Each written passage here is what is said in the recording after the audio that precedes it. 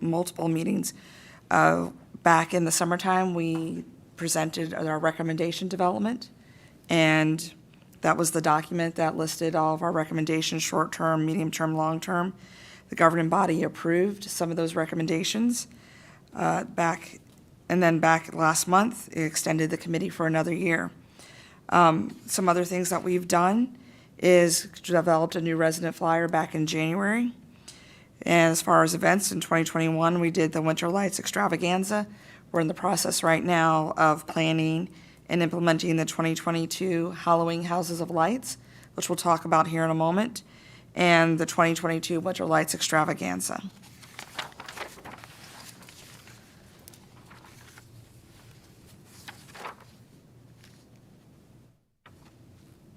Keep going. There we go. Keep hitting. There you go. No, go back. There you go. I try to make it fancy. So, the new thing that one of the new things that you all approved was the Halloween Houses of Lights, and we extended the registration for that till this Friday, and it's basically the cousin to the Winter Lights Extravaganza. At this time, we're also, if there's any resident that's interested, please reach out to Councilmember Amaya or myself, or go to the website, which we've got up there. Pull down a registration form. Registration's free. Fill it out. Send it in. Whoever is judged the best of the city will be a guest of honor at this year's trunk or treat. So, go to the next slide, please. So, what's next for us? So, the next will be that we're going to start working on, which was one of the things you approved, was the litter efforts for litter abatement, litter collection programs, and we're going to start working on that in our next meeting, and hope to have that in spring 2023. And our notional idea is a citywide event where we either pick up trash at one of the parks or at the schools, but also somehow involving our youth. So more to come on that. The next one is the resident education campaign. We met with the city manager back in July, and we're getting ready to kind of turn the heat up on that, because he was he generously offered some assistance to us, of the assistant city attorney, and I forget the other individuals, and from planning as well. And that'll encompass presentations that they'll develop for here, and then we'll take it and reuse it, repurpose it for citywide educational purposes. And then the next one, of course, is what we're doing right now, is the community pride. There's only 4 of us. We only do this part-time, not even part-time, so like anything else, it takes us a little bit time to do, but we're moving forward. And that's pretty much it for right now. Any questions? Can I just add too that we hope to have the first presentation on the codes in November? Okay. That's next month. Yeah, next month. So that's our goal. And then I'm meeting with staff on the 27th of October to go over some of the other items. Everything should be good to go except the grant stuff. We don't have our grants manager anymore in the city. He's no longer with the city as of a few weeks ago. So it's a setback for us in terms of grants, but we're hoping to replace that position. Okay. We'll touch base with you about organizing everything with your staff and the committee. Perfect. But not tonight. But thank you, though.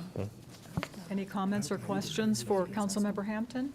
I was just curious, how many sign-ins do we have for the Halloween House of Lights so far? A handful. Okay, well, that's good. That's okay.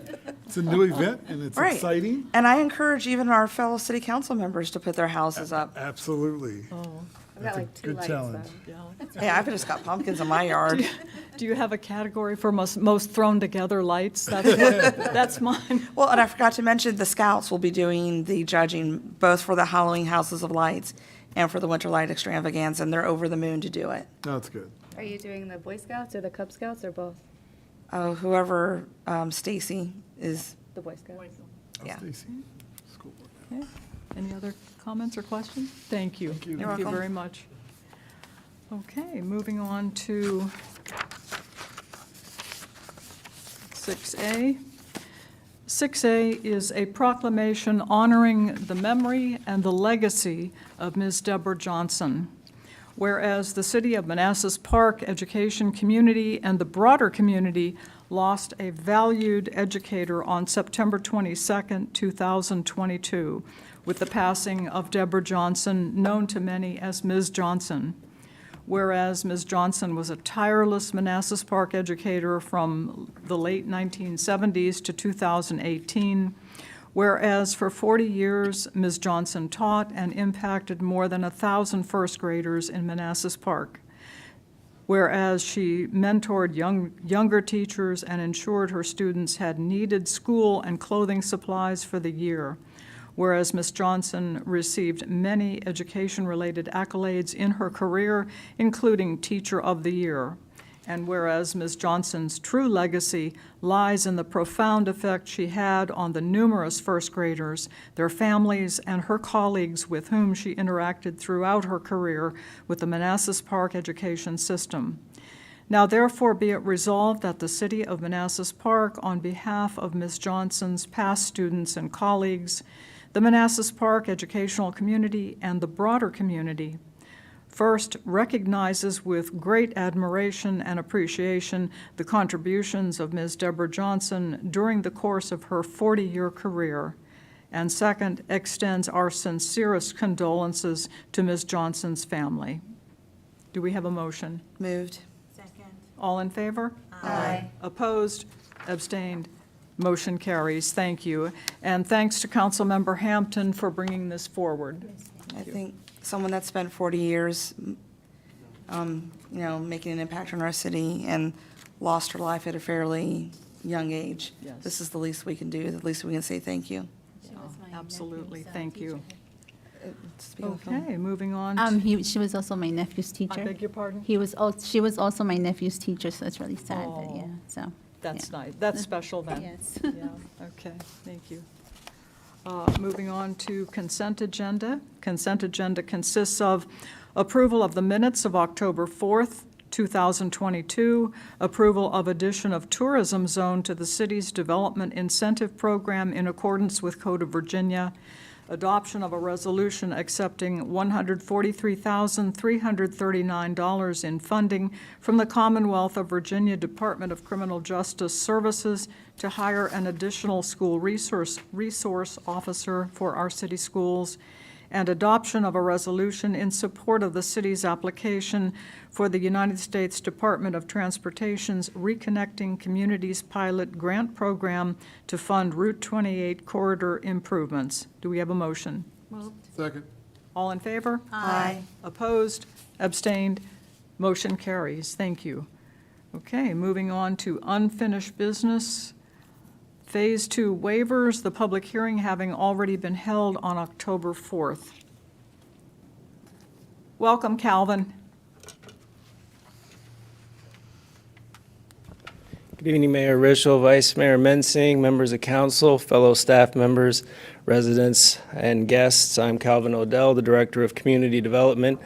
Before you tonight is a series of waivers for the Phase 2 of the 8-acre development. This is the remaining 3.8 acres of that development site, the first part of that already being developed and completed.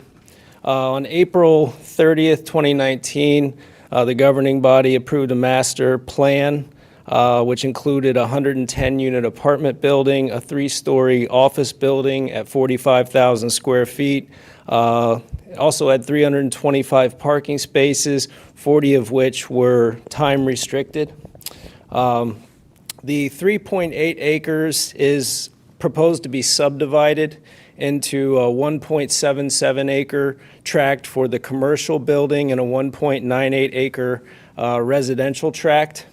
And the 6 waivers, or the 7 waivers, I'll run through them really quickly. The zoning waivers are O2A is to modify the impervious area surface coverage in the MUD from 75% to 81.5%.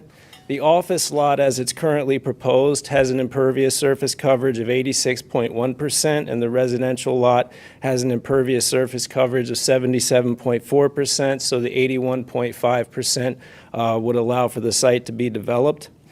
O2B is a parking space area reduction. Our code requires 162 square feet per parking space. The proposal is to reduce that to 144 square feet for the handicap spaces and 153 for all others. That's 8 by 18 on the handicap space and spaces and 8.5 by 18 on all other spaces. The handicap spaces would be sharing a loading zone. So as you know, we always discuss shared parking agreements. The concept here is that both accessible vans would not need the loading area at the same time. O2C is a parking bay island reduction from our required 9 by 18 feet to those as shown on the plan. So every 90 feet of parking bay, there's required to be a 9 by 18 planted island. This is reduced, and the site plan should be in your packets. You can see that they've reduced those in size.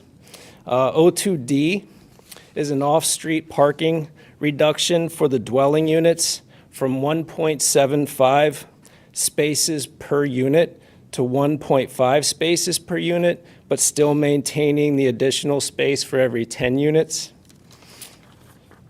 O2E is reduction in the required bicycle space parking from 1 every 1,200 gross square feet for the commercial and 1 every 4 dwelling units to 1 every 3,500 gross square feet for the commercial and 1 for every 5 dwelling units.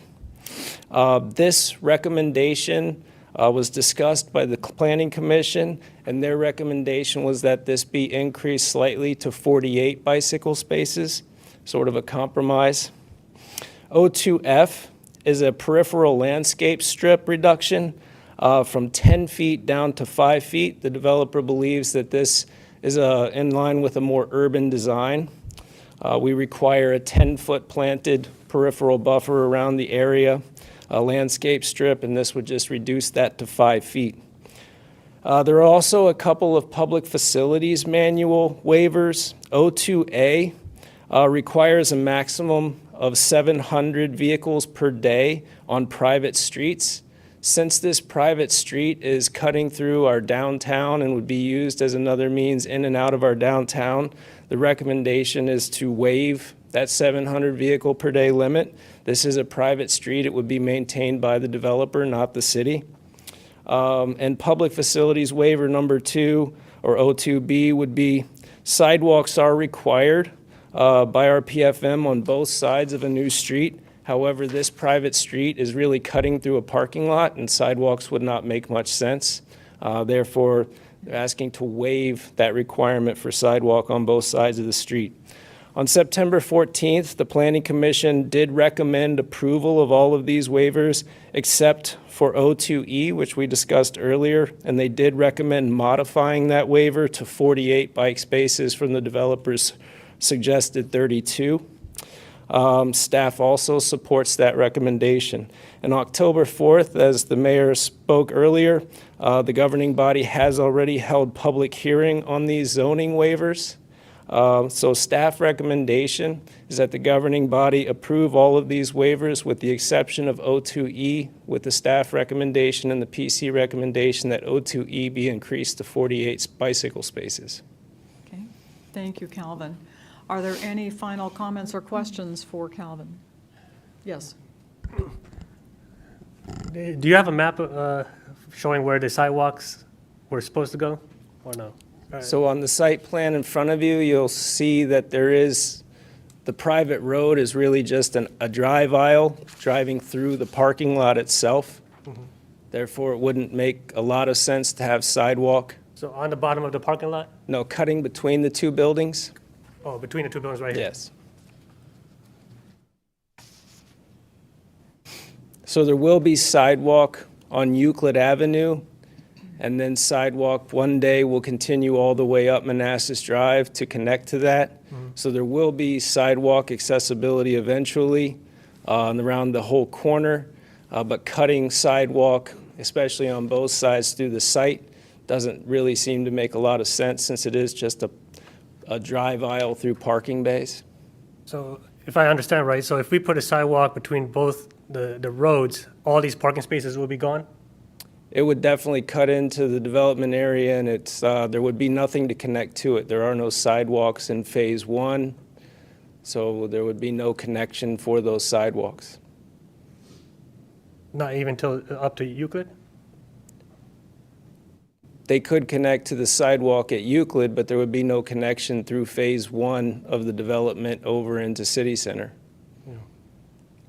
I believe we were told the yellow line is sidewalk, so the yellow line kind of comes in from here, and then here's the crosswalk, and then here's sidewalk and crosswalk and sidewalk, but it's just in front of the building, not actually along the road. So see how the yellow is in front of the buildings? Those are the sidewalks. That's correct. Yeah. Yeah, around the building. I was just saying alongside the road. I mean, the reason I say because, I mean, we're trying to make the downtown an urban, pedestrian-friendly, and these are apartment units where people are going to walk to the shops literally, what, like a couple of feet away from them. So, you know, taking away sidewalk to make them more accessible to get to these retailers I feel like there should be some type of pathway But connecting yeah, all these. there is pathways. It's just it's in front of the buildings. But you can walk. Someone can leave the apartment building and walk across the current path there. Yeah. Continue walking past the current DSS building as well, and get right to where the current Artena 1 is and Park 170, where there's sidewalks there. There is a pedestrian path to get from that site to the downtown. It's just not a standard road sidewalk. It's more part of think of it more like a commercial office parking lot. Right. A parking lot that's going to be used for, I guess, a cut-through. Yeah, but again, each of those buildings, the commercial building and the apartment has a sidewalk in front of it that you can walk on. Yeah. If I'm Then not you- mistaken, there's crosswalks, right? There are, yep. Yeah, That connect. Yeah, so there's a path to get to it. Right. A pedestrian path. And then on this private road, who's, I guess, the speed? What's the speed limit on these, who's going to monitor the speed limit? Well, so it's private property and would be a private road, so we wouldn't be, the city police would not be maintaining any sort of speed limit enforcement through there. It would be up to the property owner. Okay. If it's a certain number of residents, I believe it's 100 or more residential units, then those streets are treated as if they're public roads. Dean, could you Please. please speak into your, yeah, All right, you can't hear me? Okay, now can you hear me? thanks. Okay, our code allows for police to enforce laws on roads that, in subdivisions that are private roads and subdivisions, if there are 100 or more residential units in that subdivision. So, Yeah. And I mean, if we're waiving also the vehicle count from 700, I mean, now we have thousands of cars potentially could use this road. And I guess you're saying we can enforce speed, we could put a speed limit sign on there?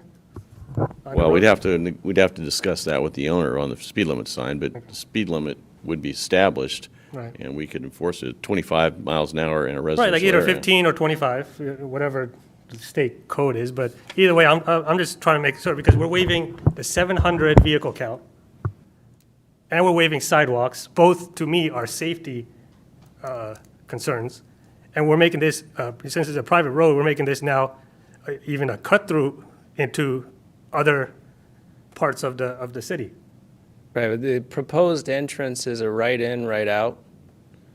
So your potential for cut-through, and again, we're attempting to extend Connor Drive through to Manassas Drive. Oh, So once yeah. Connor Drive is extended with future development, that's going to be the preferred access if you wanted to turn left onto Euclid. I can see a certain amount of cut-through traffic, but again, you would have to either go to Bank Street or go Market Street around the circle to get up to the social services building just to cut through so that you could only make a right onto Euclid. I can't, thousands of vehicles per day, I don't see. But certainly I could see it on, when we have certain events and things, it exceeding 700 per day. I mean, are we doing all these motions at one time, or are we taking them all separately? There is one motion. Okay. No further questions. No. Okay, thank you. Comments or questions? Comments or questions? Okay. If there are no further questions, staff recommended motion is that the governing body approve waivers 20-02A through 20-02D, WAI number 20-2F, Public Facilities Manual waivers 20-02A and 20-02B, and modify waiver 20-02E to increase the number of provided bicycle parking spaces to 48 as recommended by the Planning Commission. Do we have a motion? Moved. Second. All in favor? Aye. Opposed? Abstained? Motion carries. Thank you. Okay. Moving on to 9A, Virginia Highway Safety Improvement Program Grant Application Support Resolution. Okay, this is a request for a resolution of support and acceptance of funding for the VDOT Highway Safety Improvement Program, also referred to as HSIP. This program is guided by VDOT's Strategic Highway Safety Plan. It receives both state and federal funding for data-driven strategic approach to safety. We reached out, or Steve reached out, when VDOT put the opportunity forth, and we got pro bono consultant assistance from a vendor that we're familiar with, an ATCS. And they've worked with us and VDOT for the past 4 months to construct recommendations for this application. The application is due on October 31st, and we are required to have a governing body resolution of support with that application. These improvements are all recommended along Manassas Drive because that is a primary corridor to see as the most fit for this application or for this program. It would include high visibility backplates for your traffic signals, flashing yellow arrow approaches, which essentially is a turn but yield warning, crosswalks, curb ramps, warning signs, high visibility signage updates, and leading pet interval improvements for pedestrians. Also rectangular rapid flashing beacons for pedestrians, and some unsignalized intersection improvements. Altogether, the improvements recommended come out to $739,000. But staff is recommending a contingency and also additional money for engineering support and construction engineering services and inspection services, an amount of $196,000, bringing the total grant application to $935,000. There is no match required for this grant program, so this would be pure revenue for the city. And the staff recommendation is that the governing body approve a resolution of support for this application and accept any VDOT HSIP grant funding that comes from it. Thank you, Calvin. Comments or questions? I have a quick question. Yes, ma'am. The Cobra lights, is that something that just hangs over some of the intersections so people can see the pedestrians crossing?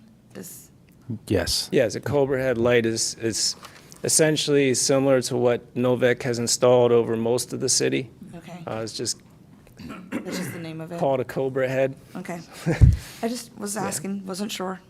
Thank you. I just want to add that this grant would help us fund some of the initiatives that Steve briefed you all on with the downtown infrastructure enhancements as well. So this will help us fund that project that we briefed a couple weeks ago. Do you have a follow-up? Nope. No? Okay. Any other questions or comments? Okay. There will be one motion since acceptance of funds is included in the resolution. The staff recommended motion from city attorney is that the governing body adopt a resolution authorizing city staff to submit 2 applications for and to accept any resulting funds from the Virginia Highway Safety Investment Strategy Grant Program to fund systemic safety improvements along the Manassas Drive corridor from its intersection with Baker Street to its intersection with East Carondelet Drive and West Carondelet Drive as presented. Moved. Second. All in favor? Aye. Opposed? Abstained? Motion carries. Thank you. Thank you. Okay, moving on to tax Software Avenity.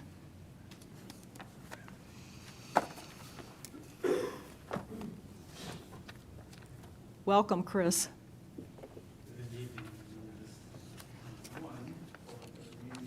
Quick sound check. So I have Charlie and Kathleen from Avenity. Just want to do a quick sound check, make sure we can hear us, we can hear you. Yep, I can hear you guys. This is Charlie. And this is Kathleen. Okay. And could either of you all hear them as well? I know it's always the acoustics here, but just want to make sure. All right.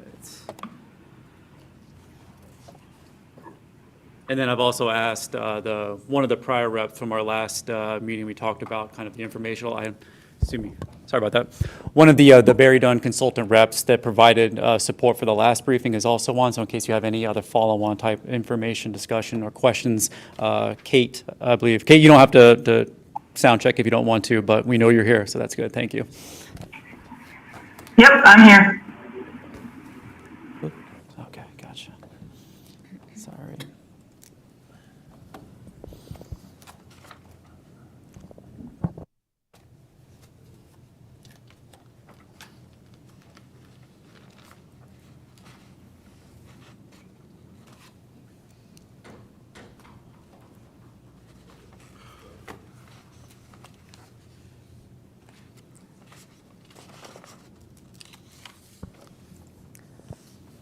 All right. I would not right now. All right, sorry about that for the people on the go-to meeting. We had a quick TV screen connectivity issue. So my portion is going to be really brief. It's mostly just going to be not only just reframing why we're doing this, but also just the information about Avenity specific kind of results and the kind of initial costs scoring and summary as well. After that, Charlie Gilmore is going to be a representative from Avenity going through a quick presentation on the actual product in and of itself, kind of company overview, so maybe some kind of highlights of it. And then Kathleen, I'm probably going to mess up your last name, and Kathleen, I'm sorry, it's Agrios or Agrios, is that right? Agrios, you got it. First time star, all right. She's going to be, Kathleen's going to be doing the presentation, Charlie's going to be doing the actual demonstration of the software, quick run through, and have all of you ask questions. All right, so starting off, my name is Chris Himes. I'm the Assistant City Manager. And evening, Mayor, members of the governing body. This will be basically the continuation of the process of us finally selecting a tax software system for the city of Manassas Park. I presented this at the last meeting, kind of going over why we were doing this entire project in and of itself. It's pretty much an exact summary of what we already talked about, but just wanted to highlight in case anybody's tuning in for the first time and realizes the big takeaway here, which is current tax system not built for purpose, and not only that, it has an inherent lack of resiliency. It's very inefficient. It has almost every other day issue management problem, and that can be things very minor to things very major where it's not working at all. And this is for the last almost 8 years of operational constraints for not only our Commissioner of Revenue or Treasurer Office, but for residents as well. So it's not only an internal issue, it's an external issue. So the scope of the project, so we originally went out searching for a comprehensive kind of ERP product suite of software, and then through our learnings and responses, we finalized a strategy that said it makes the best sense for the city to look for the best of breed approach for a tax-specific software, just due to the unique nature of tax, information processing, specifically for Virginia. Then also looking at utility billing and HR financials. But for the purposes of this approval tonight, it's only for the tax system specific software. So the vendor tonight, Avenity, they are a local Virginia-based company, developed proprietary kind of standalone tax software system that's kind of currently distributed through some I would consider to be top-of-mind type clients in their portfolio, larger counties and other cities and jurisdictions in the Commonwealth. And they were identified as the preferred vendor for the city of Manassas Park to put in front of you for final approval for providing those exact services. And you'll get an understanding of the different product suites and some of the other things that basically what we are going to be integrating and implementing here for the city. So they have specific names and, excuse me, implementation schedules and everything. So they'll go through the nuanced approach to how they're going to provide that service here to the city.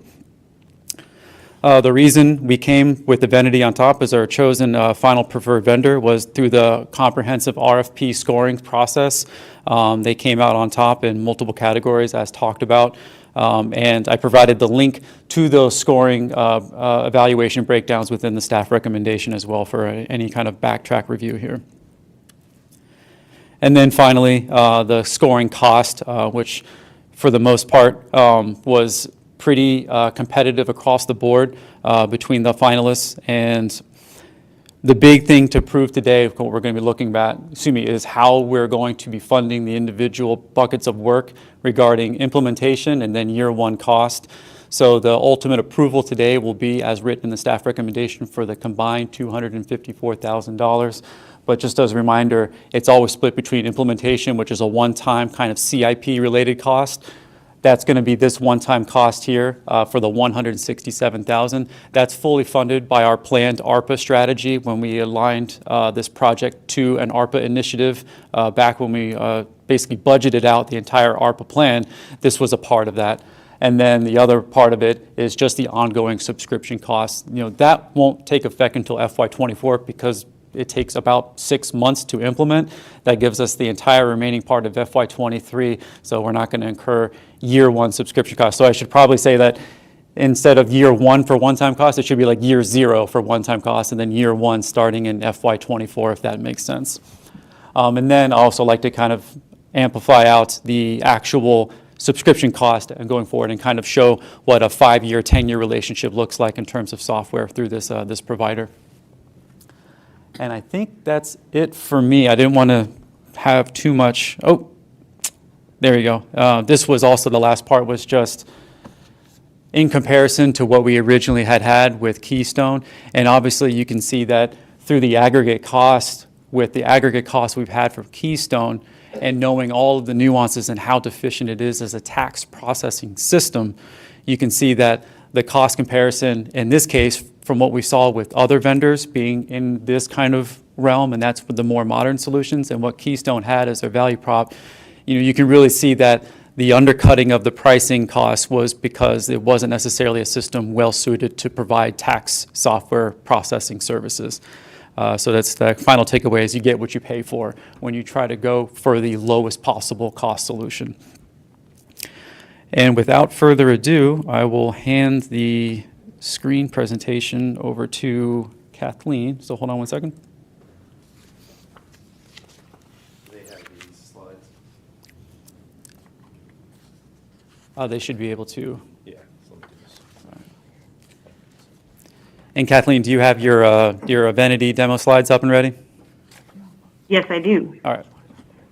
I'm going to click share, and you can tell me if you can see that. We can. We're just going to maximize the screen here so we can all see it. Should just be who's talking. Or hi, there you go. All right, Kathleen, we are set up. You are ready to brief. Okay, great. Thank you very much. Thank you all for giving us this opportunity to talk with you tonight and talk to you a little bit about Avinity and our Revenue One solution, and talk to you about why this is a good fit and why we'll be growing with you for many years to come.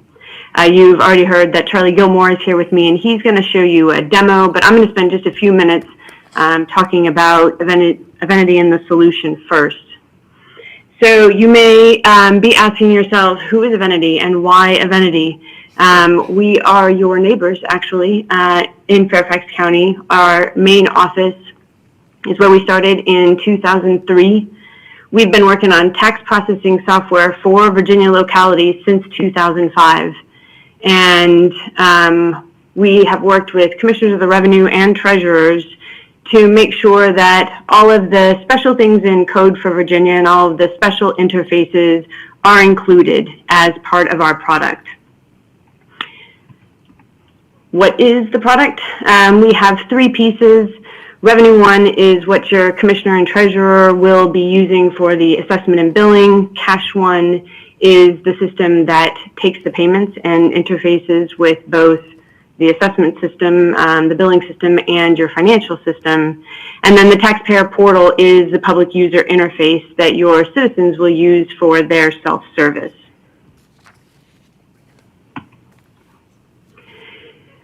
Wanted to just spend a minute showing you that it really was intended to fit in your environment. There are a lot of interfaces that your commissioner and treasurer offices interact with on a regular basis.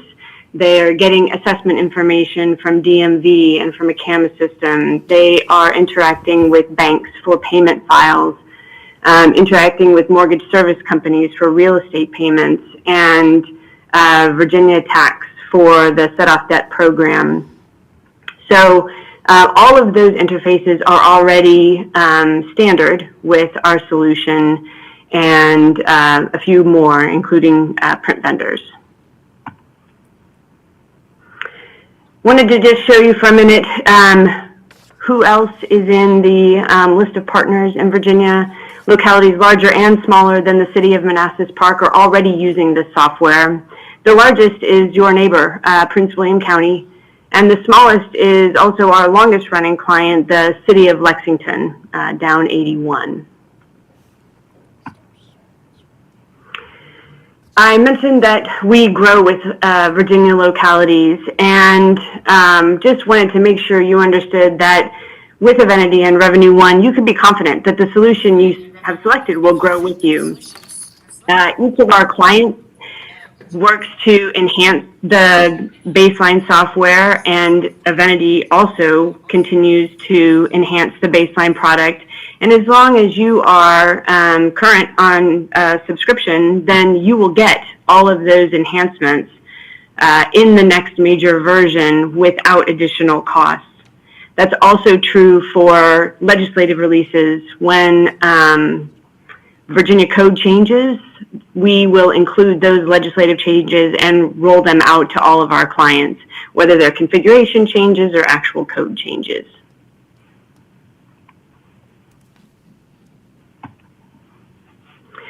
You may wonder, how can we do this in 6 to 12 months? We can do this because it's highly configurable. There are a variety of settings that we'll meet with your commissioner's office and your treasurer's office to make sure that we understand how they do their processing. We will do the configuration, and then it's really configure, convert, train, and go live. After we do the configuration, we'll convert the data from your existing system. We'll train all of your users so that they're comfortable using this every day. Then we'll go live and continue to support you after that.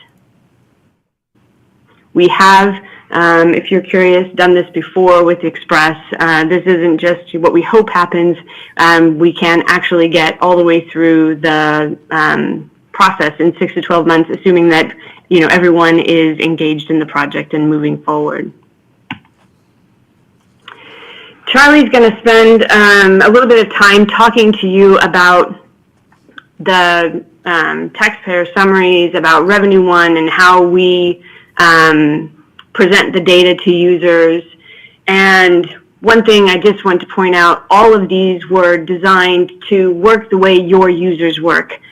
Many times when you're implementing a system, the thing that is most frustrating is figuring out how to work for the new system, figuring out how to change the things that you are doing all the time to make the system work. But we have spent a lot of time designing this to work the way you do, and that's where all of that configuration comes in. So whether it's customer service or rapid data entry or system-directed work for follow-up tasks, all of these things are the system working for your users.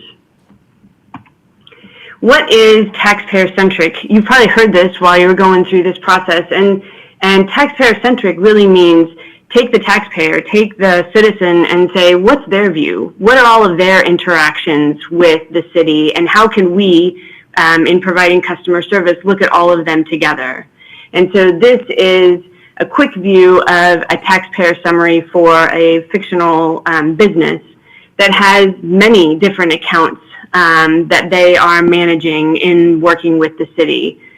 There's a summary at the top that shows you the number of accounts and their balances, and then below each of the details for those in an easy way to jump to more detail.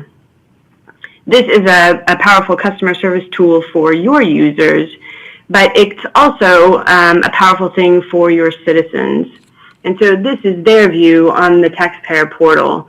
So a taxpayer can come in and see a similar view, their total number of accounts with the city, their balances owed, details about each of their accounts, including if a return is expected, or they're enrolled in e-billing, if there are delinquent balances or credit balances.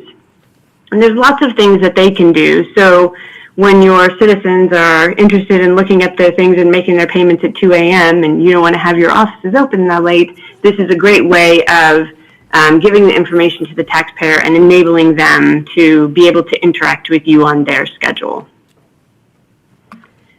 So with that, I'm going to pass it off to Charlie so that he can show you in more detail Revenue One and the taxpayer portal.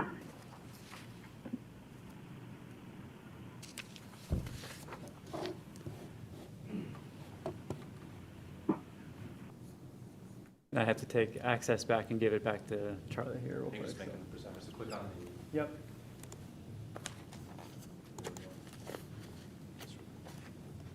Charlie? Just click on Charlie. Yeah. Yep. And Charlie, you should have got the prompt that you are now able to share your screen.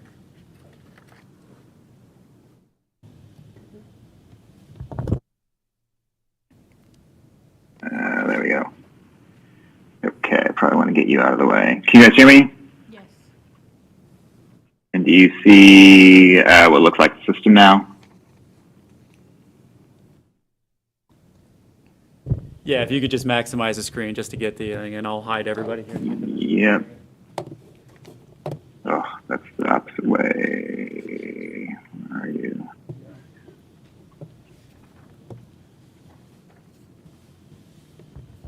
All right, is that better?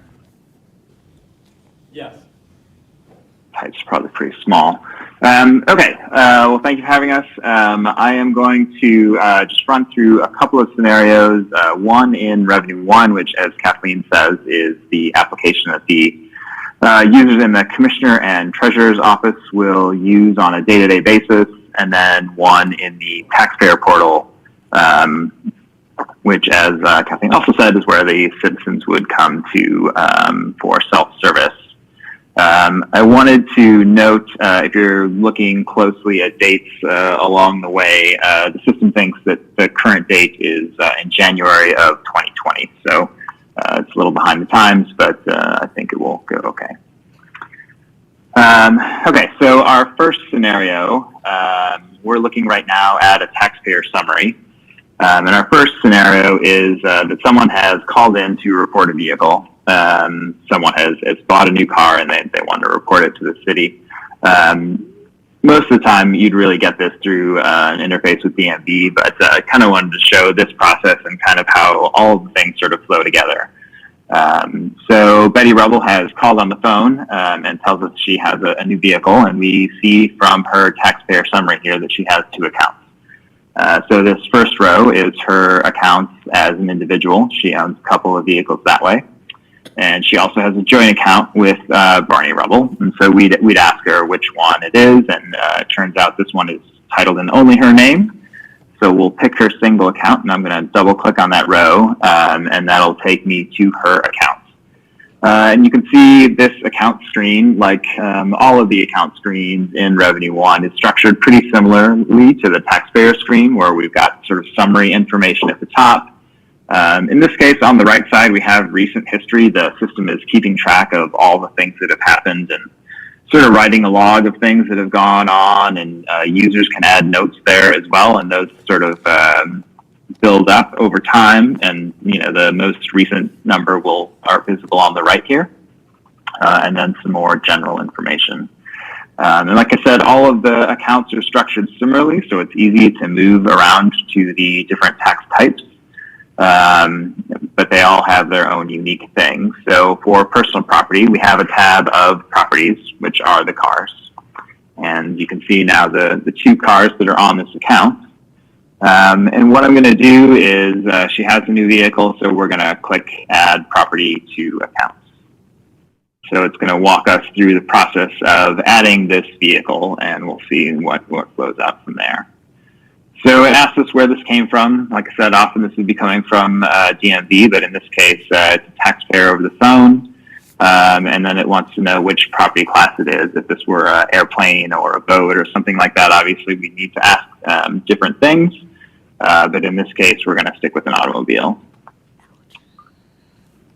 Then we need to know where this particular property is garaged to understand its taxation. And in this case, since I already have an account, I have a nice shortcut to do that. I click this little binocular here, and this is going to bring up a list of addresses that are associated with this taxpayer. So in this case, there's really only one address that we're using for both mailing and garage on all of their accounts. So I get just this one, but if they had different accounts with different addresses on them, I could pick the appropriate one here, or if it was a new address, obviously I could type it in. But I'm just going to go ahead and pick that one there. And then this is a car, so they're going to want to VIN, and I'm going to paste one in if I copy it correctly. So I'm going to paste that VIN in, and based on that information, the system is looking up in the NADA or JD Power guide for the current pricing information based on that VIN. So we see this particular VIN is for a Mini Cooper, and we're showing the original MSRP and retail trade-in and loan values for as of January 1st of 2020. So we'll move on to that. If we have information like the title number or license plate, we can enter those all here. Then next is taxation. And so we might be asking, did you acquire this? Did you move it from a different locality? If it was moved in from a different locality, then we'd want to know where it came from, because the taxation is a little different. If this is the middle of the year and they're moving from somewhere that doesn't prorate, then we don't start charging them until the start of the following year. But in this case, it's a new purchase. So we'll ask Betty when she purchased it, and it was sort of early December, and we can enter her purchase price. And so based on, an early December purchase date, and we are configured to be a prorating locality, we're going to start taxation in December of 2019. So we'll go ahead and move ahead, and then we're going to ask if this vehicle is used primarily for business, then it wouldn't be eligible for PPTR. But in this case, it is not. So that's our last screen, and we'll go ahead and submit it. So now what the system has done, if we switch back to the Properties tab, we have a third vehicle on our list of properties that are associated with this account. On the Assessed Value tab, you can see that for 2019, we picked up the assessed value. I think we're configured to be 100% of trade-in value. You could also choose something, 80% of retail, or however the locality decides to use those values to come up with a assessed value. We picked that up for 2019 and 2020. And it's gone ahead and calculated taxes. Now I'm looking at the sort of taxes that are due for this taxpayer for a given tax period. Right now we're in January of 2020, so the taxes are still preliminary because we haven't certified the book yet. But we can look back at 2019 and see that because we started taxing in December, there is a little bit of tax due for 2019 as well. If we wanted to sort of understand sort of how this amount came to be, we have a little explain link here that I'm going to click to bring up a little screen that goes through in a great amount of detail how we came up with this calculation. So we're figuring out which are the taxable properties, And then this next section is deciding, how many of the 12 months were these vehicles in the locality, and therefore what percentage of the annual amount should they owe, figuring out the trade-in value, and kind of going all the way through the calculation of the tax and any penalties and things like that that are owed. This can also be printed out and given to someone, or really if you're just looking for someone to understand how the system got to its answer, this is a great way to figure that out. So now 2019, that's final. That's already been certified and collected for the most part. So in this case, there is a supplemental bill. And so it's showing the tax less the PPTR amount. So they owe a little less than $15. And we've created an outstanding task. And tasks are sort of the system's way of letting users know that there is something that they need to do. And in this case, if someone had come into the office, you could go just process this task individually and print it out and give it to them immediately, but she's on the phone, so maybe we just leave that until later. And our phone call at this point would probably be done with Betty, but later, either later in the day or at the end of the week, depending on how often you do that, you might come and process the task. This was a send supplemental tax bill task for personal property, and I could click this and start a process that would take me through printing however many had accumulated over since I had done this last. In this case, it's only this one, but I would print the letter, and then, this would, in this case, only print out one, but if you had a whole stack of them, you'd sort of come here and do them all at once, and then send them out to the taxpayers. That is, I think, our scenario for adding a vehicle, sort of picking up that assessed value automatically, calculating the taxes, creating a receivable, queuing up a task for someone to work at a later time, and having that bill go out. So that's most of what I wanted to show in Revenue One. There's obviously a great deal more. All the other tax types are here as well. And I did want to show the taxpayer summary one more time for a business before we move on to the taxpayer portal. This is the taxpayer portal for a business taxpayer.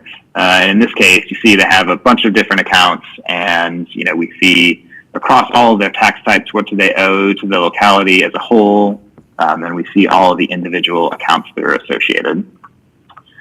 We also see that their portal account, they have signed up for the taxpayer portal, and we can see their their email address that they use to sign up here. And I'm going to copy that for our transition into the taxpayer portal. So this is our taxpayer portal. There are a bunch of things that you can do. They're sort of listed here: changing address, reporting vehicles or dogs, or getting tax or payment history come tax time, submitting returns for businesses, things like that. For users that really just want to make a payment, they don't want to go ahead and sign up and create an account, they can come in and use this quick payment and just enter provide the tax type, an account number, and a last name or a business name, and go through and submit a payment without ever creating an account. There's also frequently asked questions. These are all configurable within Revenue One through system administration without IT or Revenue One or Evenity being involved at all. These are all totally configurable, creating the sections, the questions, and the answers. And so here we're going to go ahead and log in as that, as Todos Corporation.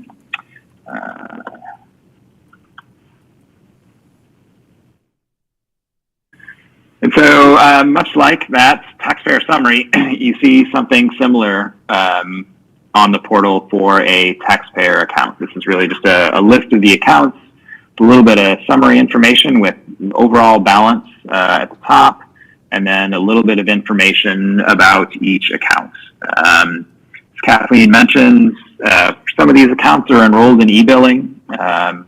So we see that summary here. If in this case, this is an admissions account and it's expecting a return, so there's a little bit of a notification here that's a link that'll take them right into the filing process if they needed to do that.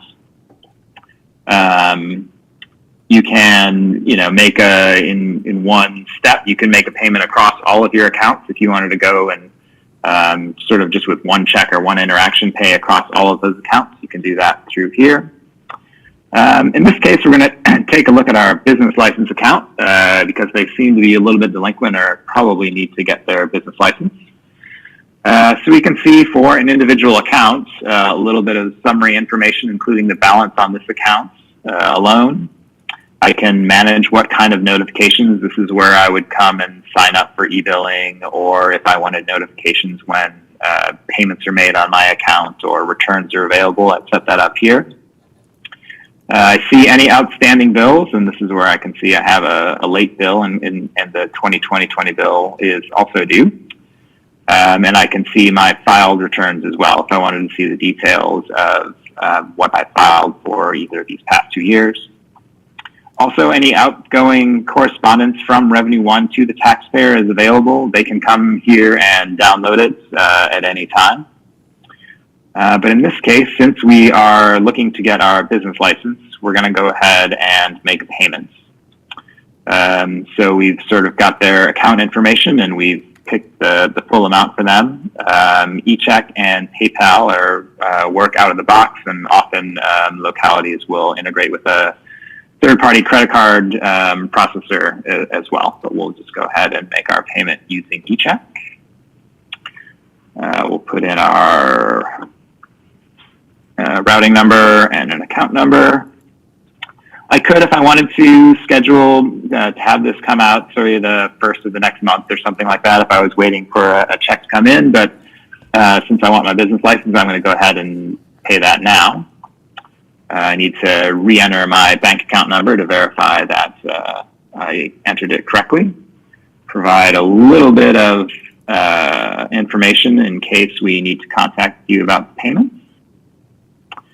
And now I've submitted that payment. We'll have sent an email with receipts to the taxpayer at the address they provided. And now I can return to my account.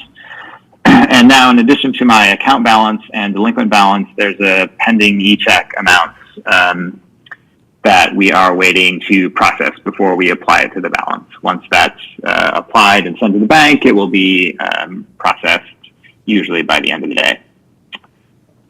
So now that I have paid, I can come down to my 2020 return, and I now have a Get License button available. And I'm going to click this button and download my business license. You can see that we have a little bit of configuration that is still left over from our demo region. This would obviously say City of Manassas Park. Some of the information has been configured for you guys. So they've gone all the way through the process. They could have filed online, but in this case had already filed, went ahead, made the payment, and are able to get their business license right away. And I think that's all I was going to show. So thank you again for your time, and I think I'll turn it back over to Chris. And obviously, if you guys have questions, I think we'd be happy to answer. Yes, thank you, Charlie. That's kind of where we're at right now. That was just the plan script to walk through. I'm sure if you do have questions, they'll be able to kind of quickly just maybe review, or just maybe it's a short answer if you want to see anything in addition. But also just want to be cognizant of time and not, Okay, kind thank you, of depth Chris. it. Thank you for the presentation. Comments or questions? Yes, ma'am. Okay. I have a question for the Avinity folks. Can you walk me through or walk us through how you do training after a minor and major release? Either Kathleen or Charlie, each one of you want to take that? Yeah, I can. I think the question was, how do we do training? Is that correct? Correct, after a minor and major release. Okay, sure. So I'm going to start with training for a major release, which is really the training for your first implementation. So I mentioned that we would come and do that configuration first so that we understood the processes of the commissioners and treasurers' offices. The first real training is an initial training after configuration, and when we have part of the converted data. We do an initial training to go through basic system processes so that your commissioner and treasurer users can look at the converted data and make sure that everything is coming over as they expect it to. That does just the basic functions so that they can understand the converted data. Then at the end of the implementation project before go live will be a full user training, which we'll do for both commissioner and treasurer offices, not only the everyday basic functions, filing returns, creating bills, processing tasks, but also exception processing, custom letters, reporting, general ledger interface, all of the sort of additional exception processes and more detailed processes. So that gets you up to go live. After that, for any later releases, each even minor release comes with release notes. And release notes generally are used to help people understand if there's just configuration that can be done to take advantage of the new functions, or if there's something more in depth, a real walkthrough process. Minor releases are typically don't require real hands-on training. They're more configuration changes. And then major releases are certainly more in depth, lots of new functions. And so those require not only release notes, but a new updated user and training guide that we then provide. Release notes we provide first, then the user and training guide, and then if more training is required in person, we'll work that out with the locality, letting you decide if you think that you can do it with the training guide that's been provided, or if you would like in-person training. We've done it both ways. It's really the preference of the locality. Did that answer your question? Yeah, I believe it did. Thank you. Do you have a Sure. follow-up? No. Okay. Comments or questions? Yes, go ahead. Yes, good evening. Thank you for the presentation. I guess my question was for the second part of the presentation where you were putting, I guess, the vehicles into the system. Is that, I guess, for admin use, the back office part of it, or is that what the taxpayer is putting in? The first part where I was putting the vehicles in, that's back office. That would have been. I was acting as someone in the commissioner's office, presumably. There are also streams for taxpayers to do that through the portal. That's just a little bit different process. Got it. Perfect. And then my other question is, would there be any instance where, I guess, if account was paid, either business license or civilian, would it be caught if it was paid for one account? Is there an instance where it would be applied to a different account? And if so, does the software pick that up and communicate that with the admin?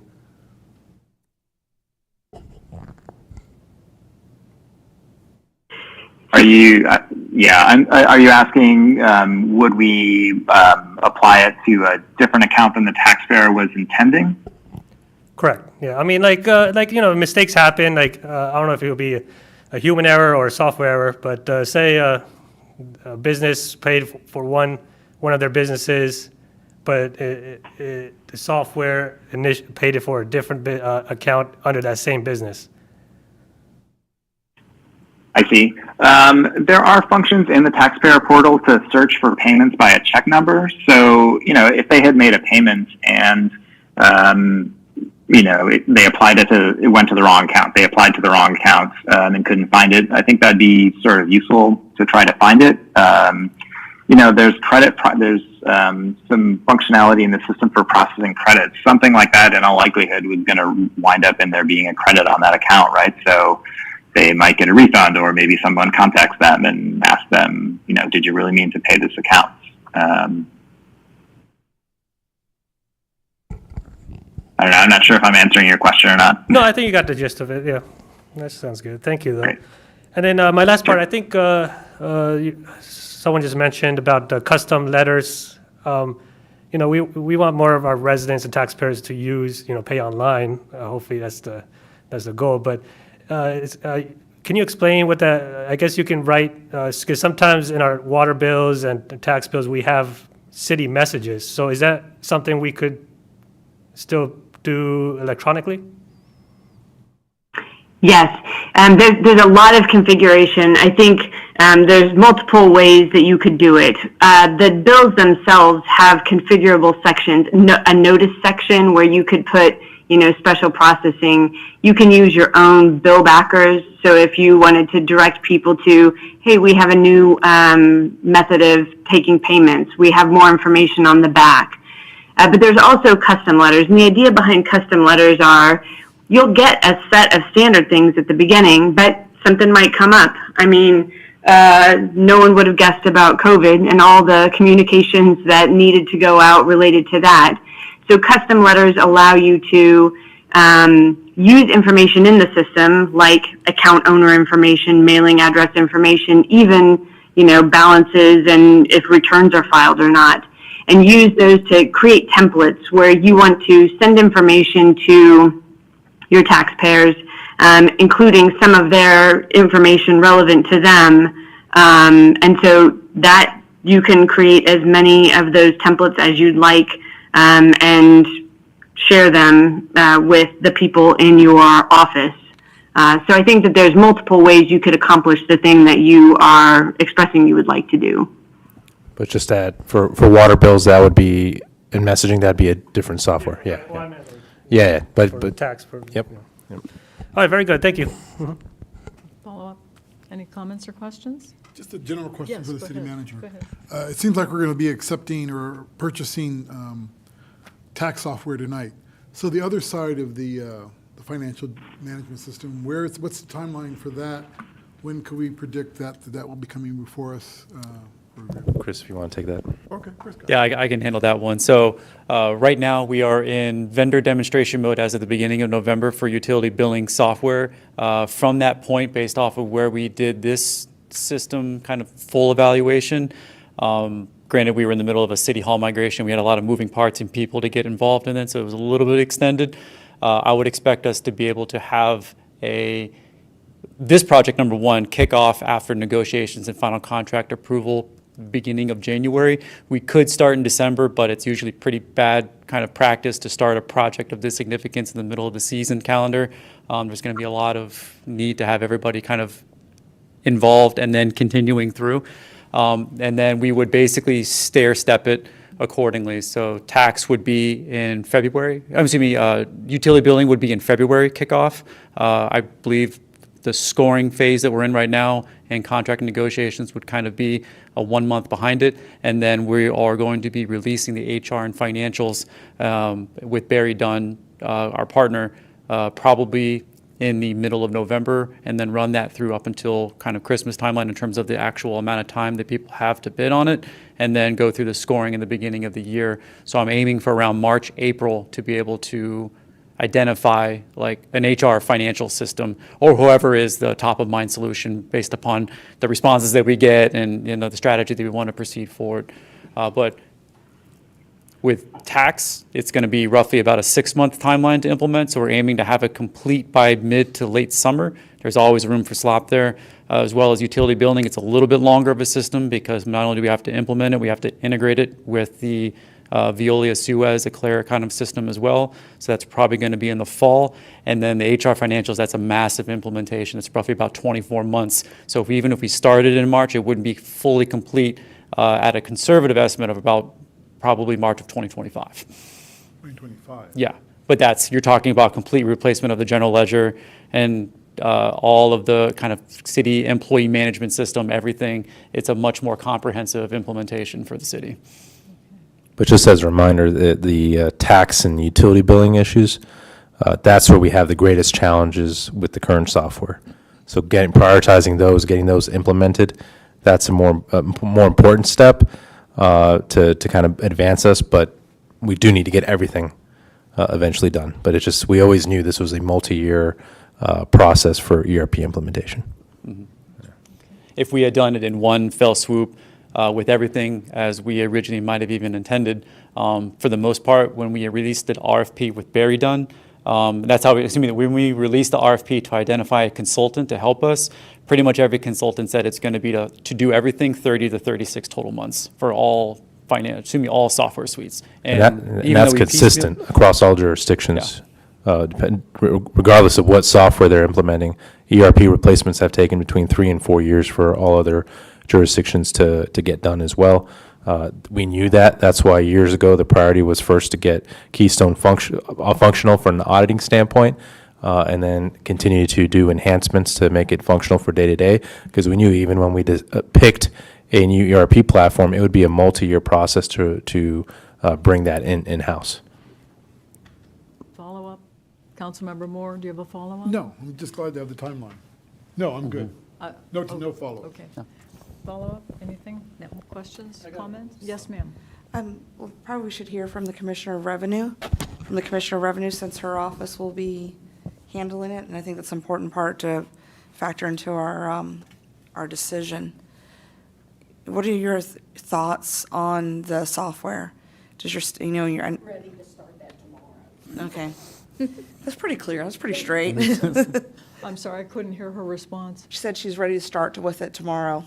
Okay. We have so many issues, we can't get stuff done with the software we have. Okay. Okay. And you found this very nimble, very easy to use? Okay. Okay. Thank you. Follow-up, anything? Nope. Okay. If Yeah, there I are, have, I have yes, one go more. ahead. I guess for the city manager, the budget, I guess it's a 1.3 we're budgeted for this project, but the ARPA, we're using only 167? The ARPA, we have much more, but let me pull up the exact ARPA number because I'm working on the Amendment 3 to bring back to you all here soon. Yeah. But let me give you the exact number. Okay.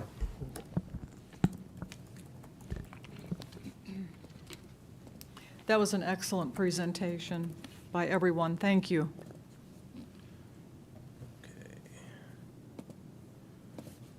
But we're not using the ARPA for the yearly recurring. No, after year one of implementation, Yeah. right? Then so year 2 and beyond, it just gets incorporated into the city budget. Right. Not the ARPA budget. Okay. Follow-up? Yeah, I'm just waiting for his answer. Okay. But you can, I guess we could continue. So in total, we have $1.3 million dollars for the software component of all of our ERP. Then we have the consulting support of additional $62,000, and then implementation support of $250,000. So if you sum those up from an ARPA standpoint, you have about $1.6 million towards ERP implementation. And, well, that's what I'm saying. How much is the general fund and how much is ARPA? No, what I just spelled out right now is all ARPA. All ARPA. Yeah, that's how much we have funds available for all 3 implementations, and we count year 1 of fees as implementation because we know there's going to be a transition period in year 1 between the current software and the new software. So we're covering those costs as part of implementation, and then when we move on from the prior software, then year 2 really is when the general fund starts picking those fees up. Thank you.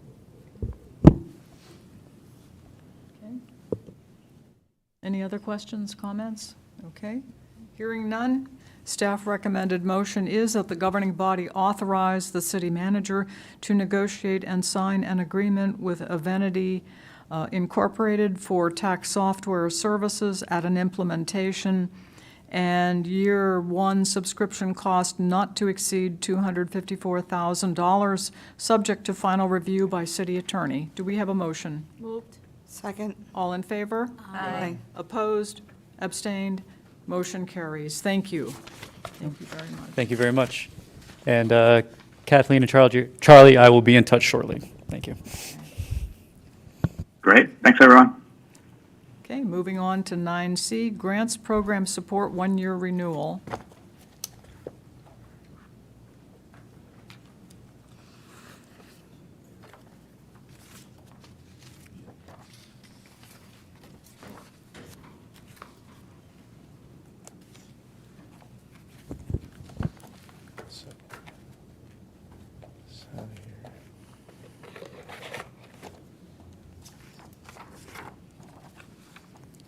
Okay. Good evening, Mayor and members of the governing body. This has been now 2 years that we've gone with Merchant McIntyre. Year one was really a test, and that was kind of the tougher year where we knew it was going to take some time, and things really started paying off in the second year. But when I proposed this 2 years ago, of course, I said, let's test it out. No guarantees, but we've always since I was hired, there was a desire, hey, let's look into grants, and this company was the one that could help us actually fulfill that. So far, you see in the memo what we've invested over the last 2 years in this company, but we made a net profit of about $900,000 in U grants, including the SROs, the additional 2 police officers. So it's mainly law enforcement we've been winning, and we're going to keep trying to get better.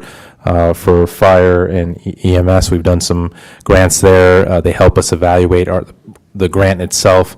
They FOIA the federal government when we don't win a grant to see what we could do better, and we keep trying to improve on that. And they've been helping us out tremendously with transportation as well.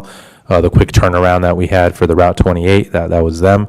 So they've been incredibly helpful with us in just having a robust grants management program to know what's out there, to be able to apply. Even if we don't get it, at least we're doing our due diligence on behalf of our residents to go out there and try to get as much money as we can. And the return on investment is proven as well, over 500% return on investment. So on all accounts, it's been a great partnership, great program, and I recommend we extend this for another year. The return is impressive. Yeah. Yeah. Yeah. Comments or questions for city manager? Comments or questions? Okay. In that case, we'll move on to the recommended motion is that the governing body approve and authorize the city manager to sign a new agreement with Merchant McIntyre and Associates LLC to support the city's federal grant application program as presented and subject to final review by city attorney. Do we have a motion? So moved. Second. All in favor? Aye. Opposed? Abstained? Motion carries. Thank you. Okay, moving on to the ARPA Park Central Tenant Improvement Assistance Program. Okay. Good evening again. So this is kind of step 3 in our COVID-19 Economic Development Response Program. So step 1, we utilized CARES Act funding, which was the first funding source we received from the federal government a couple years ago, to provide small business grants to our restaurants who took the biggest hit with the pandemic, and we issued a couple $100,000 in grants to our restaurants over that period with CARES Act money.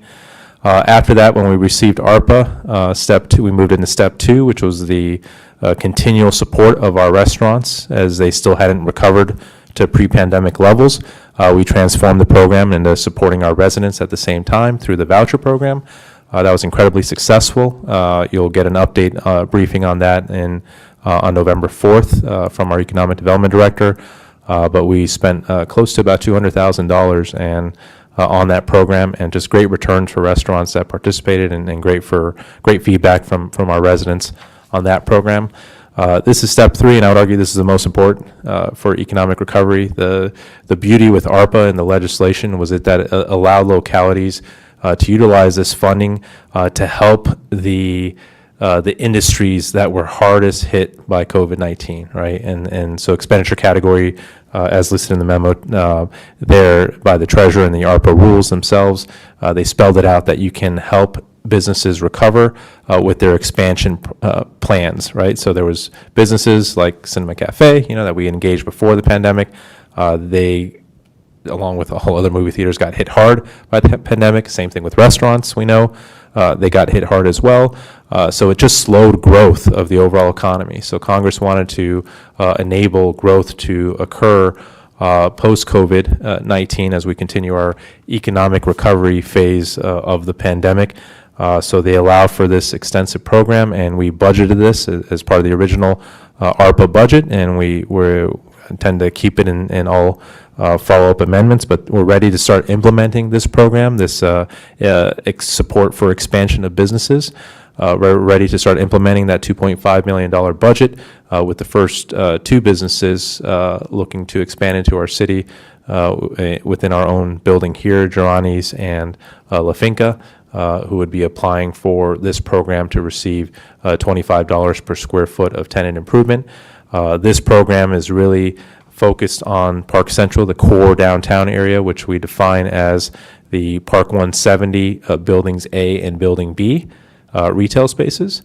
And then the Norton Scott Village at Manassas Park, Buildings A, which is this building, Building B, which is the theater building, and Building C, which is the building next door.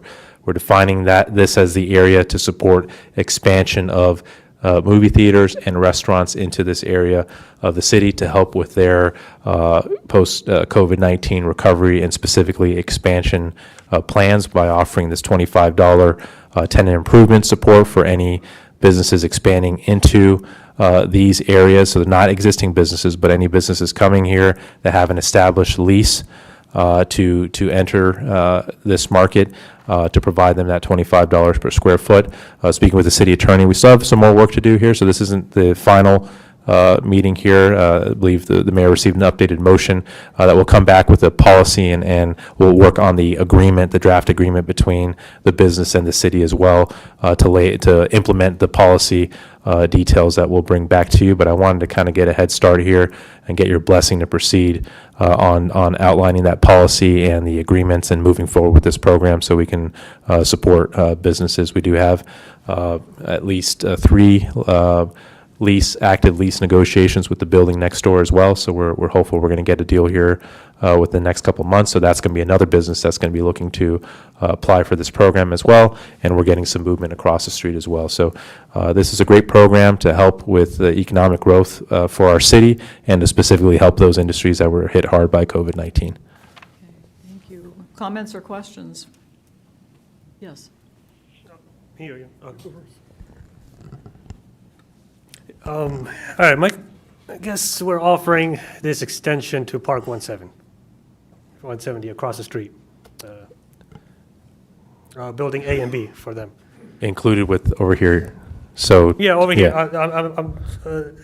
See, my concern. But we're not offering it to Park 170. We're offering it to industries that were hard hit, which we're defining here as restaurants, which we know we have the evidence for, and movie theaters. We're offering it to them, right? If they have a lease now to move in with tenant improvement support for them to do that. Right. So we're not giving the money to Park 170, just to make that clear. Right, but, why are they not offering any incentives on their end? They are. Okay. Yeah. Yeah, they're offering tenant improvement support as well. Because, that's what I'm saying. So, if they're offering tenant improvement and we're offering tenant improvement as well, shouldn't their incentive just focus on them and then we focus more mainly on across the street, like this side of the road? No, because Norton Scott's also offering tenant improvement support as well. So I think that would be unfair for and again, there's not that much space on this side of the city for restaurants. So we want to be more expansive and provide more opportunities for as many restaurants. We can scale this back if that's the will of the governing body, just focus on this area and reduce the budget amount. But when I proposed this, the vision was always in this downtown area, help as many restaurants as we can and movie theater expansion as well. I'll circle back. Okay. Councilmember Moore? Yeah, a couple questions. How will the applications be scored? I know it's $25 per square foot, but there'll be a myriad of applications and... No, it's so there's a total amount of square footage Yes. that matches a total budget. So they have to have a lease in hand. So think of it as kind of being broken down. Let's say there's 10 total leases. Right. Whoever has the leases for those square footage, they can apply for this. And we have the budget to cover all that square footage. Right. Yeah. So if no one applies at Park 170A for any, so Durani's couldn't get extra money for We can, with their room yeah, we can support? reevaluate that, I think, in a year or two. If we're just not getting any movement, then we'd come back and update you on the program. And the same thing for the theater. If they don't need the $25 per square foot support because we're working out a different deal from Norton Scott, then that's money back in the pool, right? That I can come back to you all and request, hey, can we increase from 25 to 35 or spend that in other ways? So you're absolutely right. If there's no movement, then we're going to want to adjust what we're doing. But this is kind of the base to lay out to make sure that we have a budget to cover the entire space to fulfill our objectives here. So the $25 per foot is the minimum amount or maximum amount? That's the maximum amount. Maximum, even though we may be able to reevaluate. Well, no, that again, we can change then later on. If we have a budget, then we can go back and Do it again. and Second adjust round. the policy. Yep. Okay. Do you have a follow-up? No. That's good. Okay. Comments or questions? Yes, ma'am. All right, so if I read this correctly, it has to be an entity that does not already exist in this area, right? In this leasable space, correct? Okay. So in essence, it's also a recruitment tool for the downtown? Yeah, you can look at it that way. Absolutely. It helps with the economic growth of our city. Okay. And this is kind of a piggyback on Councilmember Moore's question. Is there a sunset date for this? Yeah, we have to, and you can see it in there, we have to receive applications by, I want to say, November 2024 is what we put in this, because remember, we can enter into programs until December of 2024. We can continue to expend dollars until December 2026. So the last application for this has to be received, we're saying November 2024, so we can process it by the end of December of 2024, and then make payments out until 2026. But to Councilmember Moore's point, if by end of 2023, we kind of know what we're doing, and let's say we're not getting movement in a certain area, we're going to come back to you all and recommend that there be some adjustments. Good. Okay. Follow-up? Nope. No? Okay. Any other comments or questions? Yeah, I mean, the reason I was, hesitant to give Park 170 is I feel like they need to step up on their part a little bit more with incentives and using city ARPA funds for them. We have not seen any movement in years. Kind of feel like, why is the city bending backwards for them and using our, precious one-time ARPA funds for them? And I understand we got attract businesses, but the first step for them is reduce the lease price, right? They haven't even done that since they took over. Yeah. They could start doing development, instead of doing cold shells, they could start putting plumbing in. Put plumbing, heating, that's half the step cost for some of these restaurants.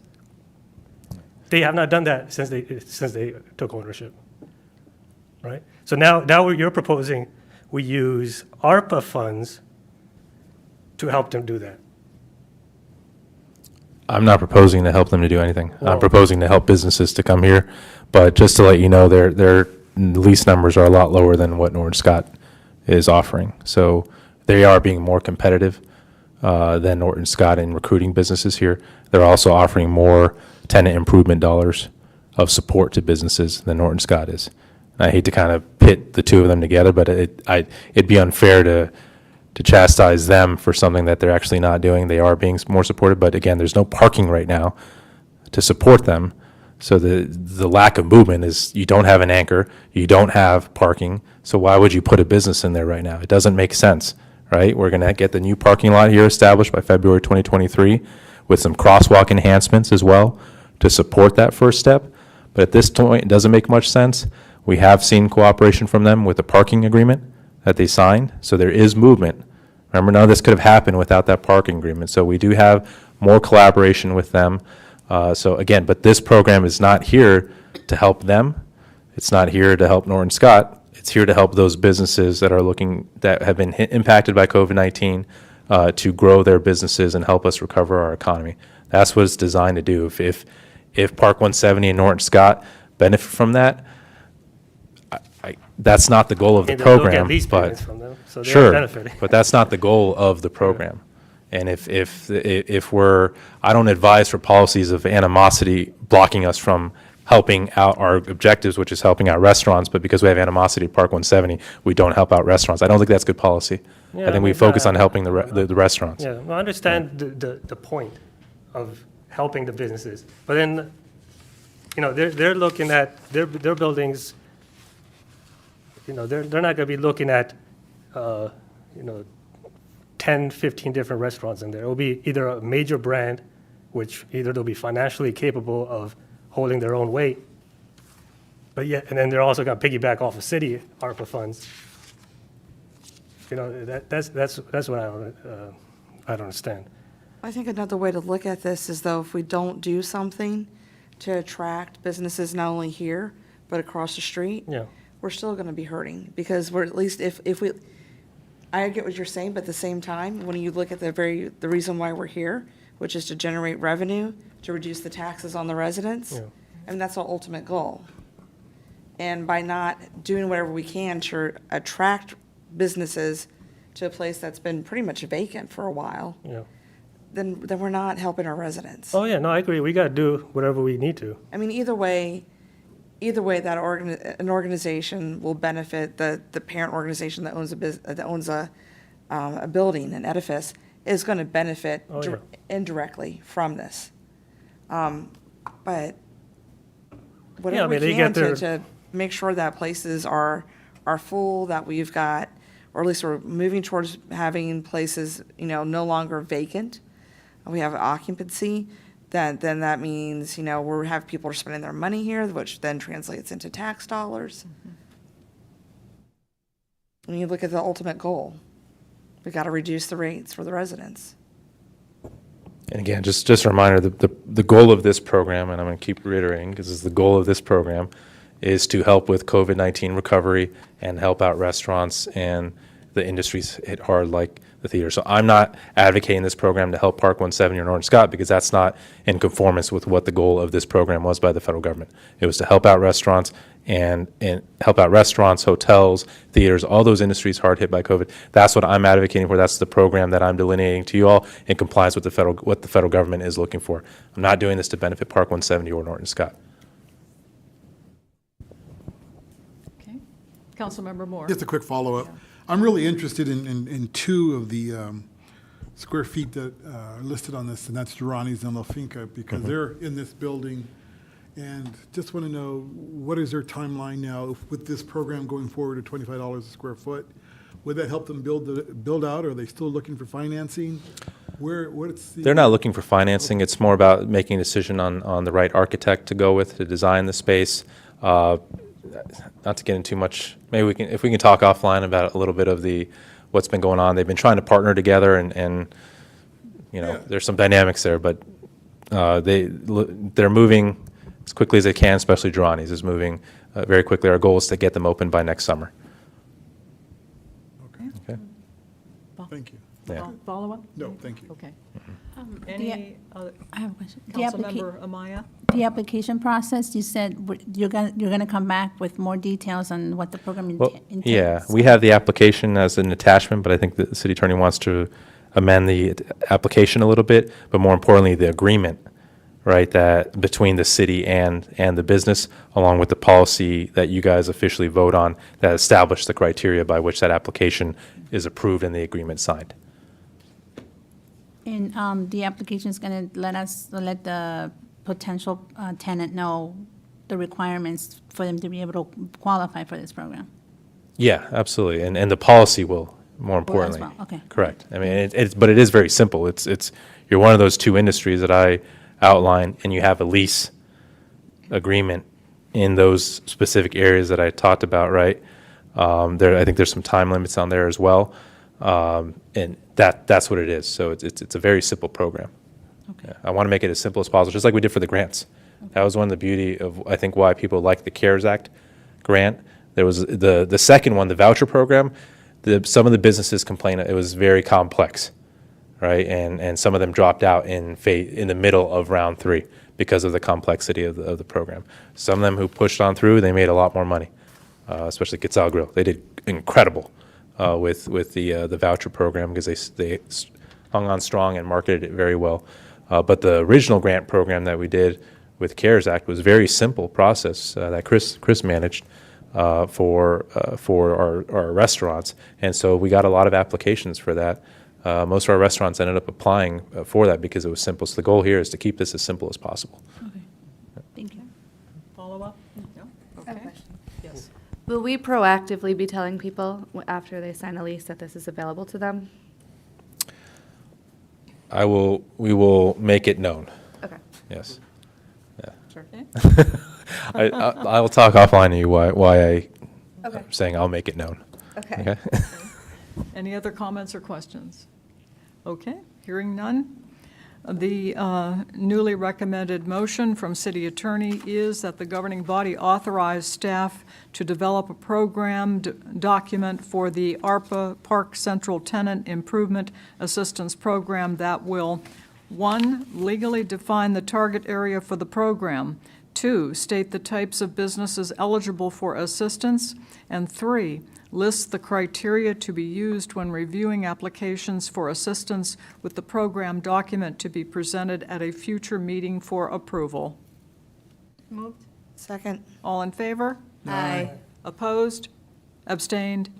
Motion carries. Thank you.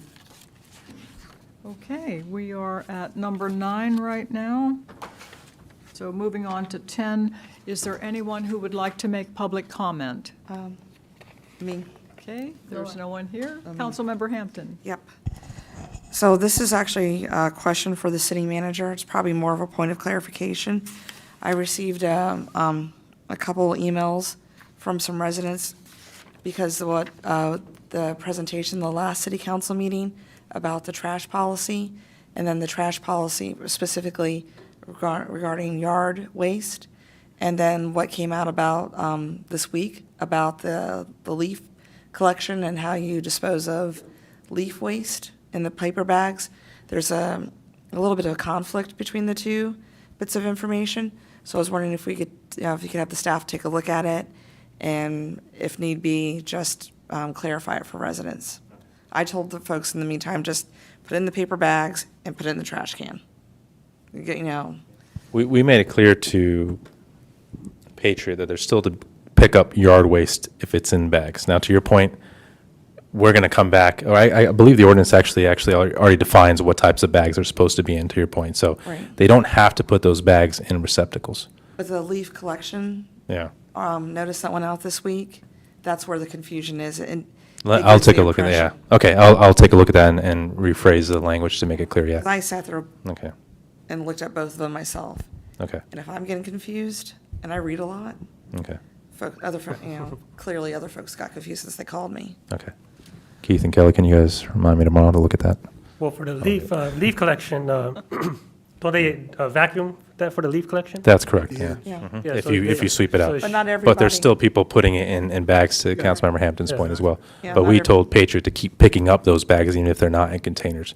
But to the continue, issue yeah. is that the leaf collection flyer conflicts with what Yeah. was told 2 weeks ago. I'll take a look at it and see what the Yeah. conflicting language is and get that cleared up. Okay. And then just one more thing. I met with the church over there on Manassas Drive, and I took a look at I don't know what you call it, but that stream that's back there behind there. Yeah. What I don't know is who's responsible for cutting the foliage that surrounds it. So could you take a look at that and get back? I already did. If you have their email, I was looking for their email to send them a I clarification. just have, Yeah. I have cell phone numbers. Okay, yeah, I want to kind of spell it out for them and put it on record for email, but I'll get a hold of those them. streams are not cities. Those are privately held, and unfortunately, we don't even have an easement. And the easements that we found from, who was it, the Hiltons, didn't apply for those streams either. So what they're talking about in terms of clearing up brush, even if we agree with that, we don't have the legal authority to do that. Okay. That's what I wanted. So, but now, looking at their flooding issue, that's part of it with the streams, right? Cleanup, but there's nothing we can do about that. But definitely what we looked at with the catch basins and the pipings surrounding their property, that falls into the study that we're looking into as areas that are going to be recommended for enhancements in terms of pipe numbers, sizing, and catch basin sizing increase as well. That should help them out. But we recognize their point for the streams is just, we don't have any easements to go ahead and take care of that work. Okay. Yeah. So I'll talk to them, I'll get an email address, and I'll get it back to you. Thank you, son. I appreciate that. And then Yeah. maybe there's something we can do with the residents that live back there behind there. That's what it would involve is getting all those residents to coordinate together. And perhaps we could Yeah. just do something with the church. We use the church to have some sort of, yeah, Okay. right there. Okay. Thank you. Mhm. That's it. I actually have Go ahead. something else too. So I got a call regarding the water bill. I think I've gotten like 2 calls, as to why there's been such a hike in the difference between last month and this month. Residents have been basically calling regarding how it's gonna, like, the usage somehow has spiked up, even though there hasn't been anything different that they've done. So I don't know if that can be looked into, so we can get like an answer. I don't know how to answer that. I can't discern kind of what's happening with usage and whether it's changing or not. It's one person's word versus the other. What we can do, of course, is always check the meters, and we do meter checks constantly. If someone complains to the treasurer that why are they seeing such a spike, but I would ask them to look over the last year and not just the previous month, because Okay. one complaint I received this week, they said, well, it jumped up X amount. Okay. But that was from the previous month. It was actually very close to just 3 months prior to that. Okay, So they should be looking at their usage, yearly. yeah, the Okay. whole year and probably over the last 2 years, and just see what happens and with the ebbs and flows. But again, also remind them that we're moving forward with the smart meter program, which is going to give them the power to constantly check their usage on a daily basis and see how things are progressing, so they can kind of track that usage and control for that as well if they're concerned with that. But again, if they're concerned about the meters, we can go out and check the meters to see if the meter's functioning, or to see if there's a leak, right? If the meter is moving even though there's no running water, right? We can do that. Okay, So, but again, they just need to contact the Public Works or the Treasury Department, who can then set up the work order for Public Works to go out there and check it out. okay, thank you. Okay? Okay. Yeah. Does anyone else want to make public comment? Okay. Well, then, moving on to manager's report. Okay, good evening. Tonight we have 2 presentations, one from the Fire Department and one from the Community Development Department. For the Community Development Department, you should have received a handout there that had all the code enforcement data for both open and closed cases, and just to clarify some of the color coding stuff. So you see black color coding, that is evening work that our code enforcement has done over the last few weeks that they started that program, and then green is weekend work as well that they've done, kind of those that have been cited over the weekend. And then you have some others. You can ignore most of the other color coding, that's more for us, but a lot of those signify kind of court action. Just kind of a reminder for what we're doing from a court standpoint. But you will have all open cases there from this year and the previous year, and then all the cases that were actually closed out over the last calendar year. So that's that, and I'll turn it over to Chief Soper and Calvin here shortly. But I just was asked to go over a few points when it comes to parking issues. So on November 4th, I'll do a presentation to kind of cover an update on where we're at with the no commercial overnight parking.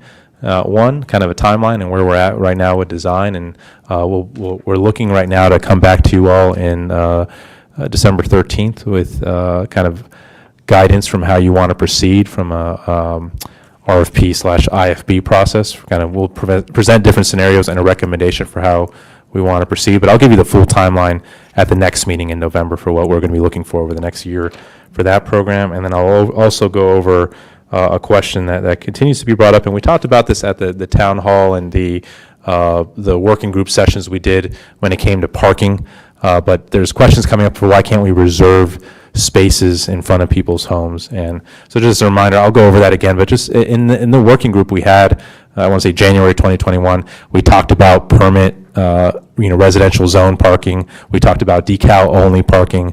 But then we came up with a kind of a state phase process where we would go with first a no commercial overnight and then evaluate that and kind of take other steps. So, but I'll rehash kind of some of the what we talked about from an individual parking standpoint, what the issues are, and if we wanted to do something like that, what that would entail as well. But that'll be for the next meeting. But other issues that were brought up could be helpful for residents.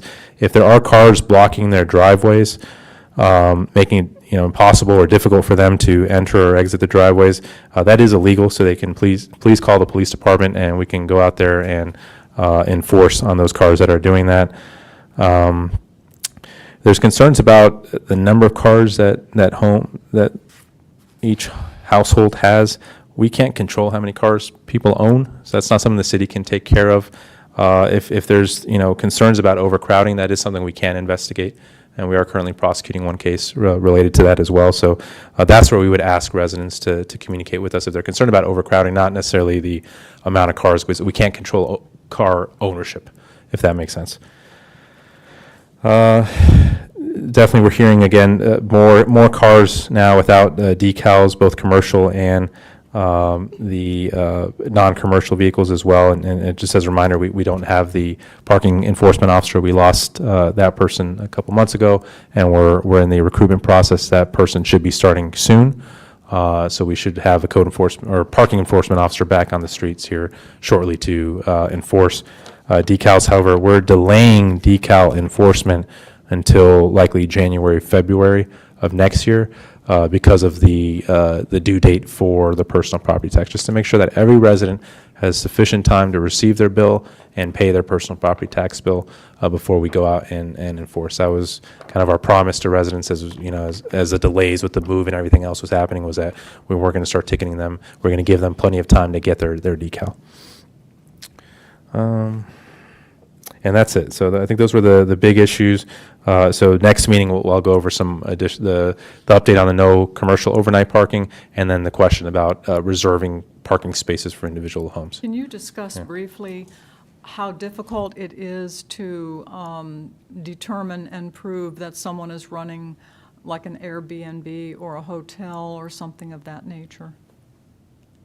An Airbnb. Well, like if someone's running a hotel, essentially. Okay. Can I get back to you? Absolutely. Okay. All right. Do you mind emailing me that question so I can? Yes. Okay. Great. Thank you. Okay. That's all. For the overnight commercial is only on-street parking, right? They could park on their driveways. Yes. Yeah. You can have up to two commercial vehicles on your driveway. More than two would be a zoning violation. Okay. Let me turn it over to Chief Soper. I saw the change with the HOA. Yeah. Good job. Oh, give me a second. Didn't realize we got disconnected.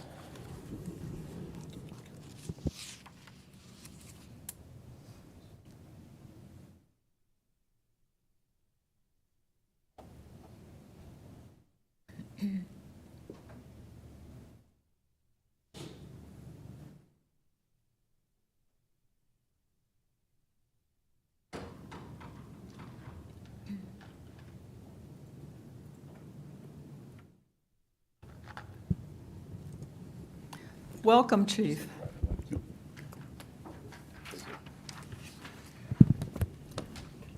Thank you. Good evening, Madam Mayor and Vice Mayor, members of the governing body. So what I have for you tonight is the Fire Department's FY22 Consolidated Annual Report. And we'll jump right into it. So first of all, let me fix my younger eyes.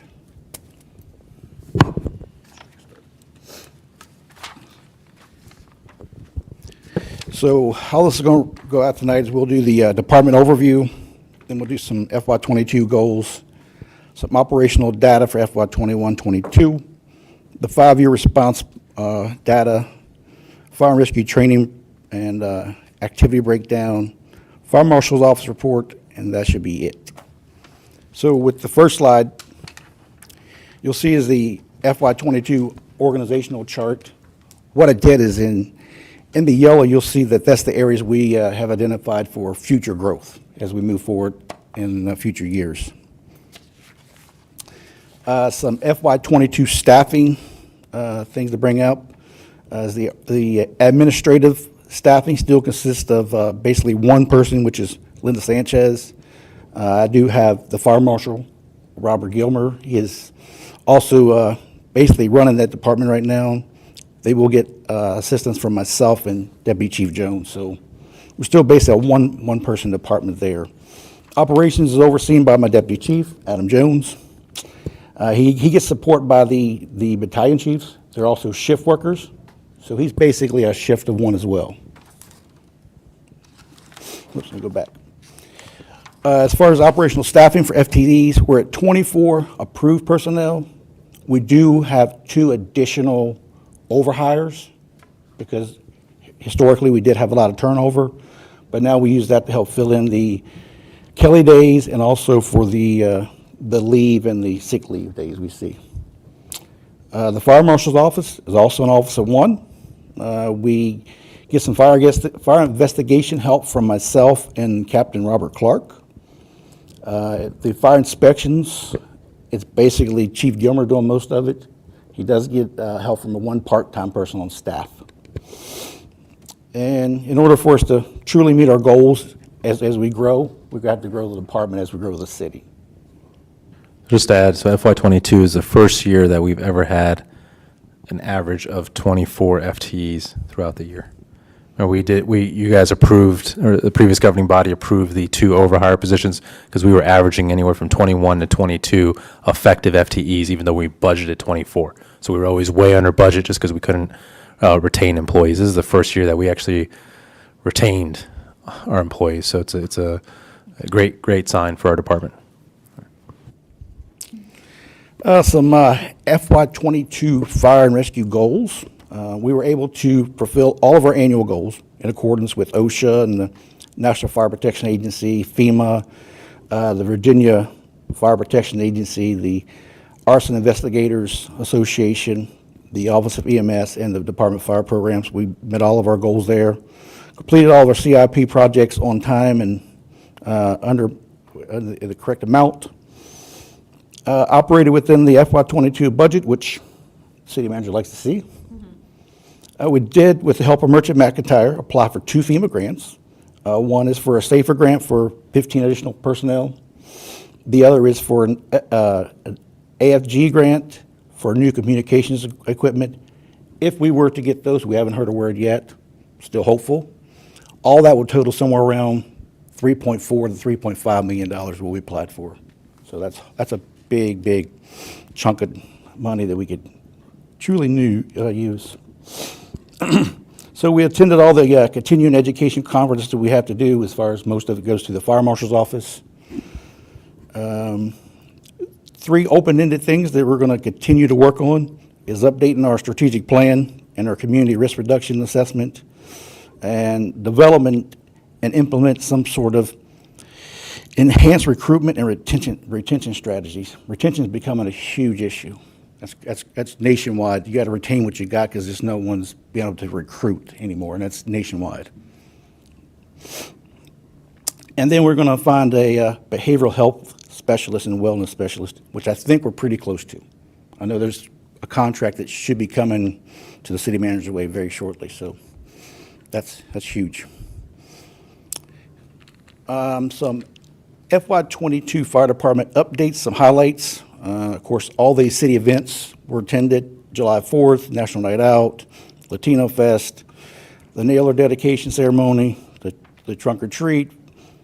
Staff does help at the food bank at the high school regularly, light parade, or just some of the events. We did complete our first annual community fire academy, which was attended by 6 individuals from the community.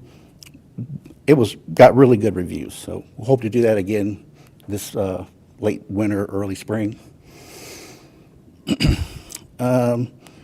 We did complete all the ISO required department training we need for when ISO comes for inspection. There's a certain amount of points that we can check on the fire department's end to get maximum points. With that, you have to do a lot of live fire training. So we did some with Prince William County. Those were locally, with the buildings that we just tore down along with City Hall. We invited them over. They did some training with us there. We did attend Loudoun County's Training Academy in Leesburg, and we also went out to Warrenton and attended Fauquier County's Training Academy. We assist the Fort Myers Fire Department a lot with stuff at Arlington National Cemetery. We did the wreath laying ceremony for Memorial Day, and we always do the wreaths across America. So some stats real quick. In the fire marshal's office, there was 81 community outreach events. There was 19 public education events, 249 fire inspections, 22 investigations, and 14 career development programs. Through operations side of the house, Total 911 calls for service was 2915. It breaks down with 1864 for EMS, 1051 for fire. Total unit responses, sometimes that's both units going together, so it had to, that was 3,064. Of course, the ambulance or medic unit is 1,762. The engine was 2,022, and the battalion chief was 318. Our average time on scene is 4 minutes and 1 second. Busiest days were Mondays and Thursdays, and peak call time somewhere between 4 and midnight.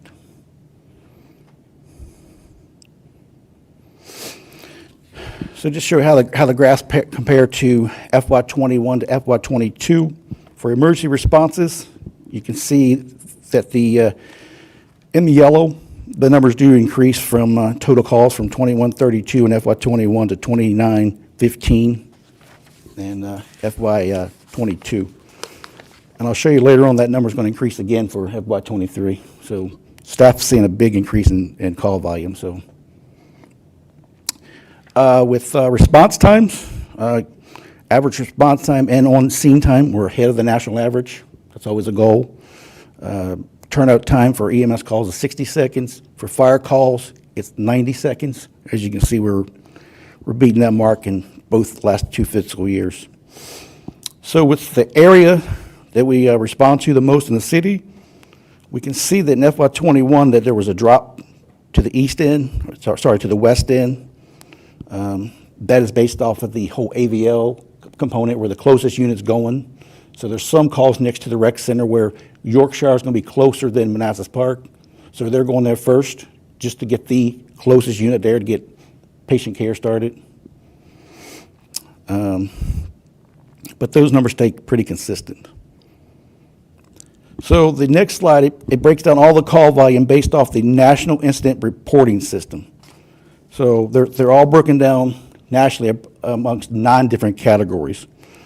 So as we broke them down, you can see the biggest category is 300. It's the fire, it's the rescue and EMS component. And it ain't all just medical calls, it's the rescue component as far as elevators and all that stuff too. But the biggest call is somewhere 64% for EMS. Nationally, EMS is the biggest component. It's somewhere between 74 to 82% nationally around the country of what we're doing. So the breakdown for fire, it breaks down where you can see the building fires were 39, the EMS was 507, fire alarms were 118, service calls were 112, vehicle fires are 14. The other not listed, that's a big category, it's 236, and there's 25 cooking fires. That's just for the fire breakdown, okay? For EMS, the cardiac-related stuff's about 246, 155 for the neurological stuff, strokes, those kind of calls. A BLS sickness was about 108, 271 for ALS sickness. Overdoses were 84, 732 for other EMS calls not related.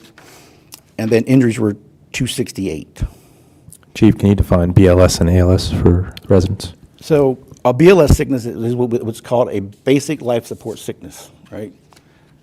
I got a headache. It might not be related to cardiac or neurological. It's just, I just don't feel well. And the paramedic determines that it's a basic call, all right?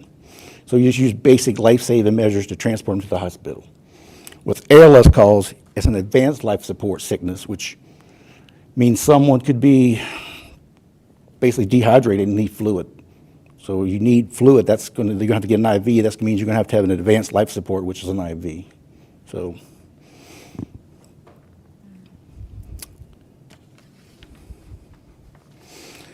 the 5-year model of EMS and fire calls total shows from FY18 at 1916 up to FY22 of 2915.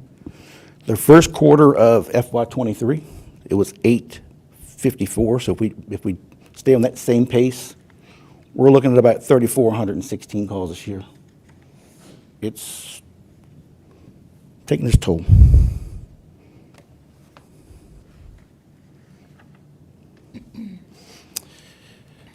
So some fire and rescue training and activity reports.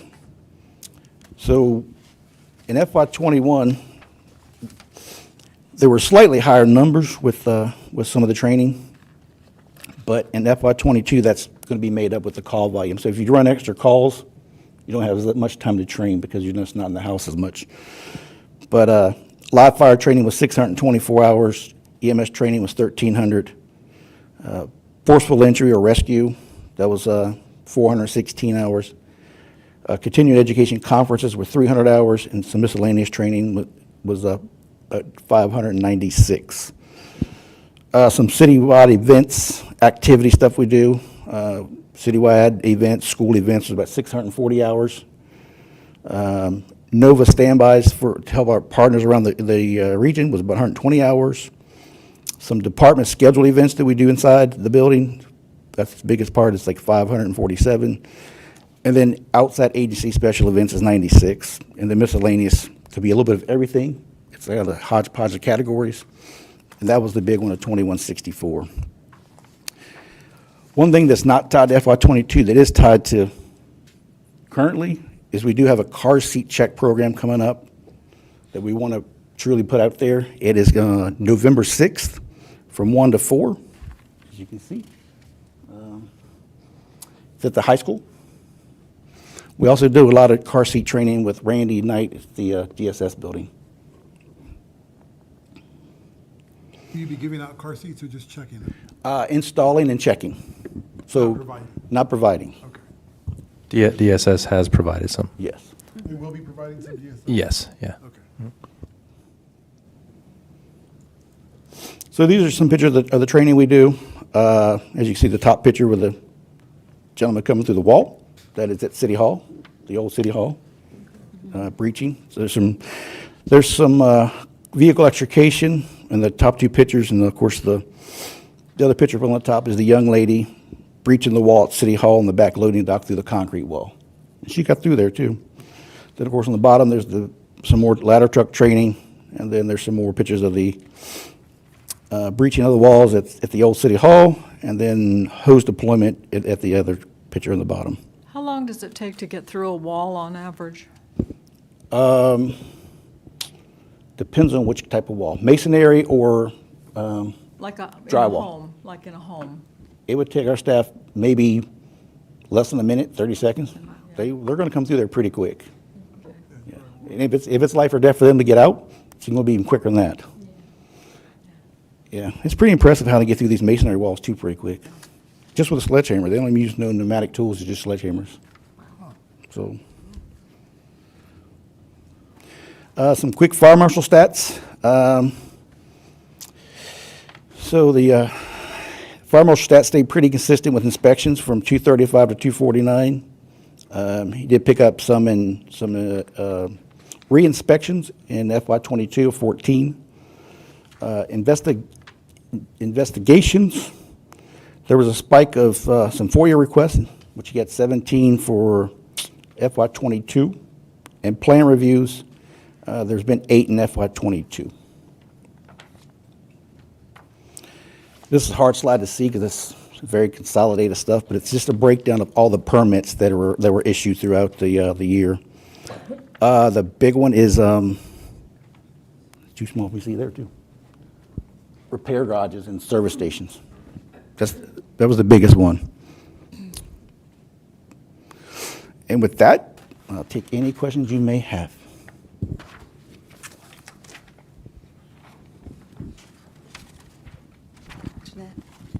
Thank you, Chief. And by the way, congratulations on a successful open house. That was great.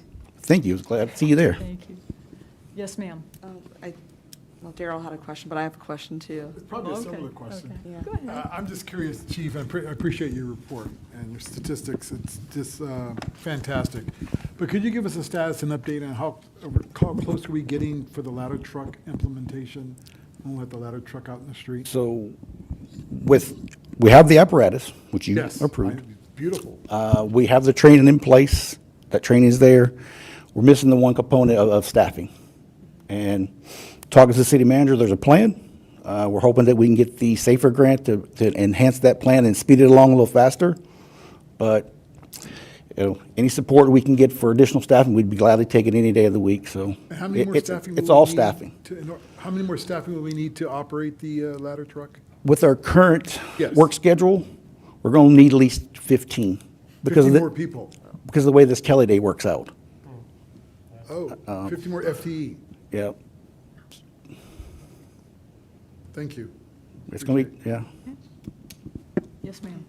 So Chief, don't take this wrong, but I'm glad that you guys haven't been to my house lately. Having many years where you guys were there, but I thank you all for what you do. I have a question regarding the mental health and the reason behind it. I know that firefighters don't see, you guys end up seeing not so nice, great stuff. Is that one of the reasons behind it? Behind, The contract for mental health? yes. Okay. We've been trying to do with the Prince William County Resiliency Center. The city manager had multiple meetings with the acting administrator. I don't think we went down that road. He put it out to his staff to find someone.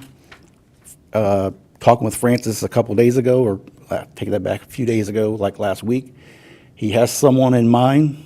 They're working through a contract that the city manager asked for. There's about three options right now. Pretty close. One of them is with the jurisdiction as well. It wasn't Prince William, but another jurisdiction. But once we evaluate all the proposals, we'll bring that back to you, and you'll see in the ARPA budget amendment. So we don't have the mental health coordinator anymore, but instead of rehiring that position, we don't know. I'm going to propose that we actually spend that money on this itself with the direct kind of clinical support to our staff that they need. I thought we had some. We did. It didn't work out. I can get offline and explain kind of what happened with that person. What's that? Yeah, we can. Yeah. I just don't want to talk about personnel issues in public. Yeah. But we definitely need a clinical person that can handle that. We've had a few instances where we try to use EAP, and EAP just doesn't understand public safety. Right. No disrespect to them, but they just don't understand public safety. And I'm using our public health coordinator to do the research, and then we assign them to the CSB now, to Francis, and now he's doing the research, engaging with different clinicians and jurisdictions about options as well. So I feel confident that we're able to manage with the public health coordinator that support that we need, and I'd rather use the money on the direct clinical support to our staff. Okay. Thank you. You're welcome. Follow up? Nope. Okay. Any other questions or comments? Oh, yeah. Go ahead. I guess my question is about the fire marshal, the inspections. Okay. 270, those are all businesses, or do you include residential as well in there? They're all business. Okay, If a residential has a business in the residential, Yeah. then it will be. like a daycare or something like Yes. that. Yeah. So the reinspection, that means he found a violation, went out there to check. Yep. What were some of the violations that he was finding? Most of them were in the industrial section, Okay. where we were finding auto repairs or auto bodies shops that just didn't install spray booth paints, spray booth. So they didn't put the booths in the spray paint. Yeah. They were just trying to either do it in the parking lot or just trying to do it inside the building and hope that the exhaust went away, and then the neighbors would call and say, I got a headache. Yeah. So, yeah, but once he goes out and inspects it, says, hey, you don't meet code, you need to stop, and then they have X amount of days to do it. Then he goes back out, re-inspects it, and then How do they hopefully they comply then. How are they compliance in like fire exit safety and fire alarms? No issues with them down there? Not a whole lot. Okay. Yeah. And then my other question was, do we ever get that carbon monoxide for you guys installed, or I remember there was inside your bays? Oh, the ventilation system. Yeah, ventilation. Yeah. That is in this year's CIP. Okay. Or is it ARPA? Okay. It's one or the other, but it's actually, I had a meeting with Chief Jones today, and they're actually working on getting all the proposals together Okay. Good. to get that done. So it should be done by spring. Oh, that's good news. Yeah. Yep. That's good. Yeah, it was CIP. I think it was for a latter year, and the mayor requested we move it up Right, move it to up, 23, and you guys agreed. It's Yeah. on the- Yeah, we have a lot of CIP and ARPA running together for this fiscal year. Do you have a follow-up? Any other questions or comments? Okay, thank you very much, Chief. Thank you. Much appreciated. Okay.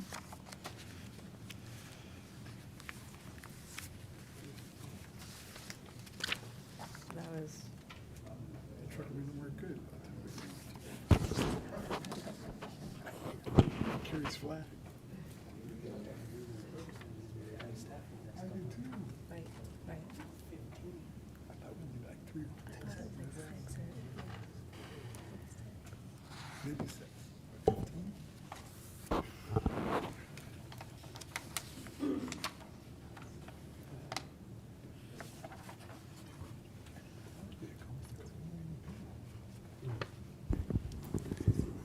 Start rinsing it out. Good evening again. Maybe. All right, so tonight we're going to do the FY22 Community Development Review. We'll start with some utilities activity. Again, this is Easily. for the most part, our utilities are the part that we struggle to capture data with. We spent the end of the second half of FY22 working with Asset Essentials, trying to revamp the system. Asset Essentials trying to get the map function working so that the guys could utilize the map in the field. And again, we built the system thinking that the map system would be fully integrated, and it wasn't. So we're still very short on data, and I don't want to continue to present you guys bad data for water and sewer. So I'm just going to give some highlights for water and sewer and give statistics for those divisions that actually have good, solid data. Major highlights and accomplishments for utilities was, of course, we started the year with Manassas Drive sinkhole repair.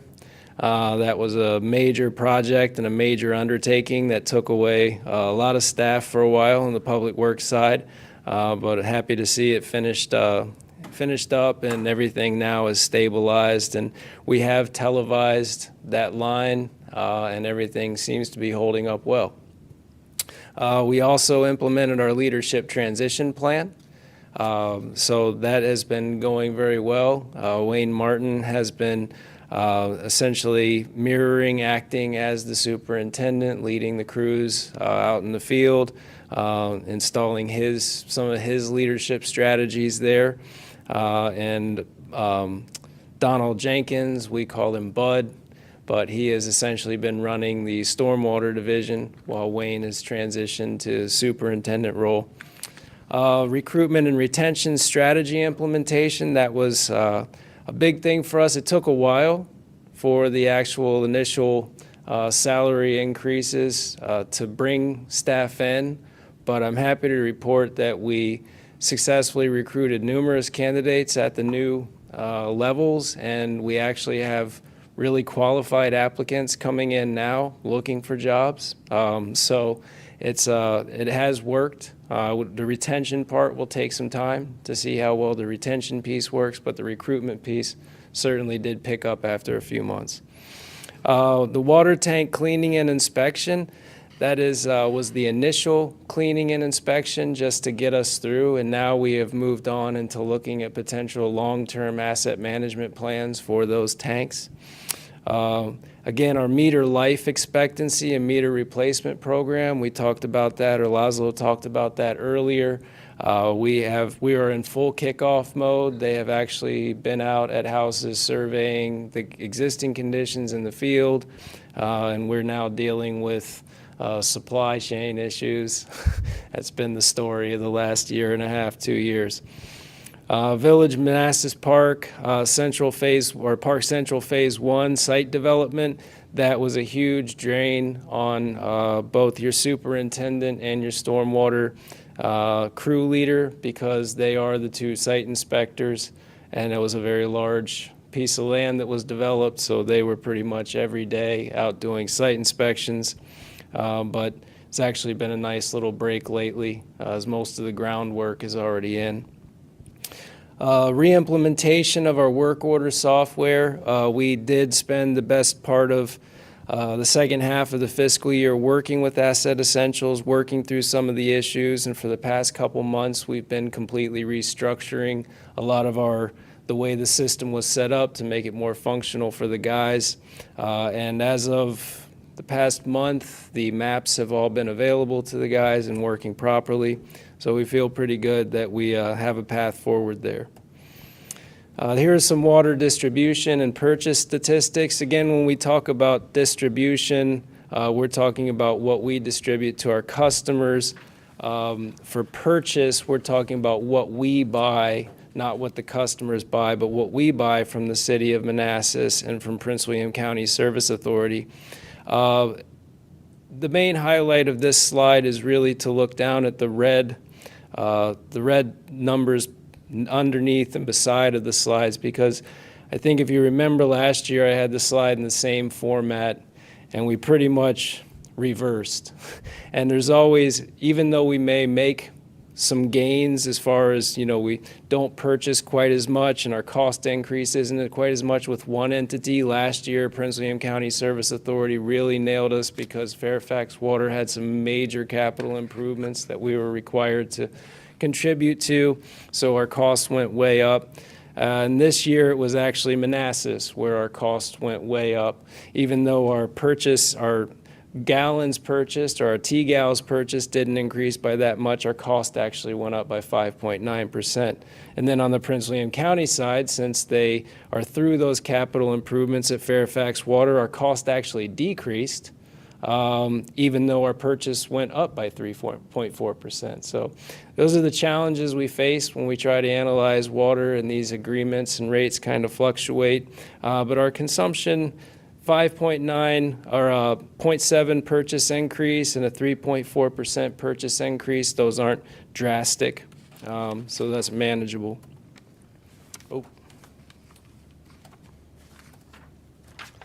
Fleet activity. Again, the fleet department was busy with the onboarding of our enterprise fleet program. That has actually had the fleet manager quite busy in the office, trying to work through intake of all these vehicles and getting them ready for the field. We did finally get the garage AC installation completed in FY22. The guys were very happy this summer to be working in a reasonably temperatured area. The street sweeper posed a lot of challenges for the garage this year. We would get it fixed and then it would break again, and some of it was outsourced work, some of it was us trying to figure out if we could do it in-house. But we did learn a valuable lesson, and I think the next time we're going to actually try out 3 or 4 different sweepers and make sure that we're purchasing something that's not going to have similar issues. And again, the garage is really good with the Asset Essentials work order software. We actually lean on Tommy, the chief mechanic, anytime that we have questions about Asset Essentials. He's used a lot of asset management software in the past, and this is actually a very robust system, and he's quite fond of it. Training and education on new Asset Essentials. Because Tommy's so good at Asset Essentials, he's actually been saddled with working with the rest of the crew to try to get them familiar with the system and learn how to do what they want to do with it. As far as activity, actual statistics, there were 741 total work orders logged into Asset Essentials this year. This past fiscal year, 3,345 total labor hours logged into the system. As you can see, the big portion was administrative work. There's a lot of inventory. There's a lot of work in getting these work orders inputted into the system. There's a lot of work with onboarding onboarding the enterprise fleet program. Behind that, snow equipment was a pretty big drain. Don't know why this year, but it seemed like a lot of our snow equipment constantly needed repair. PM services, about 6% of what we do, and that's pretty steady. That is just general oil changes, taking things in for inspection and things like that. So I lumped anything that didn't have very many hours into an all others category. That's what that big dark green area is. So don't let that fool you. That's just all the small stuff lumped into one. Labor hours by department. This sort of breaks down where the vehicles belong to that are serviced. So police department, we spend about 39% of the time working on police vehicles. Public works vehicles include that snow equipment, so it's about 45% of the time working on the public works fleet. And the fire department was down to 7%, and a lot of that is because the apparatus and stuff is mostly outsourced work. We are not able to do much to apparatus in the shop. In Parks and Rec, 7%. City Hall and Social Service. Social Service has got a 0% this year. I think they were 1% last year, but a 0% this year. 2 brand-new enterprise vehicles now, too. Fuel purchase statistics, nothing exciting about this pie chart except DSS finally made the cut. They actually used 1% of our fuel. But no major changes. You can see this stays pretty steady from year to year as far as how fuel purchase is distributed amongst the departments. Facilities activity. The big issue for Kenny and the facilities team was City Hall and the Blooms Park move. That was a huge drain on Kenny's time.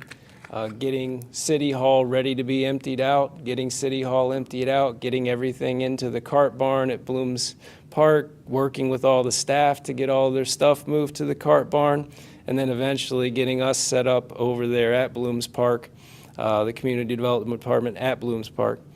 The fire department HVAC issues, those have been another big drain on Kenny's time, working with K&K, the installer of the new system, working with Carrier, working with Johnson Controls to try to resolve those issues and bring some clarity to some of the temperature differentials throughout the building. Police department HVAC issues. The police department leak investigation. We did bring a team in to do a full investigation. They presented their report, and now we're preparing specifications to go out for IFB to have those leaks repairs made. And the Asset Essentials work order software, as you'll see, Kenny also is very diligent about logging his hours into the system, so we're starting to get some very good statistics on that side. This is how Asset Essentials dumps out the labor hours by category. And you'll see again, administrative is very high. Now, a big problem with administrative here is that also includes contractor escort.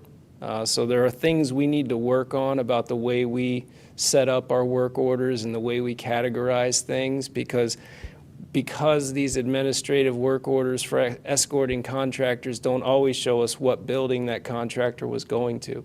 So it kind of messes up the whole split because all the administrative work orders show at Public Works. So I have to actually go in and for the purposes of showing you guys this, I have to manually remove some of those administrative hours or it looks like Kenny spent most of or 40% of his time working at the Public Works building, which just isn't true.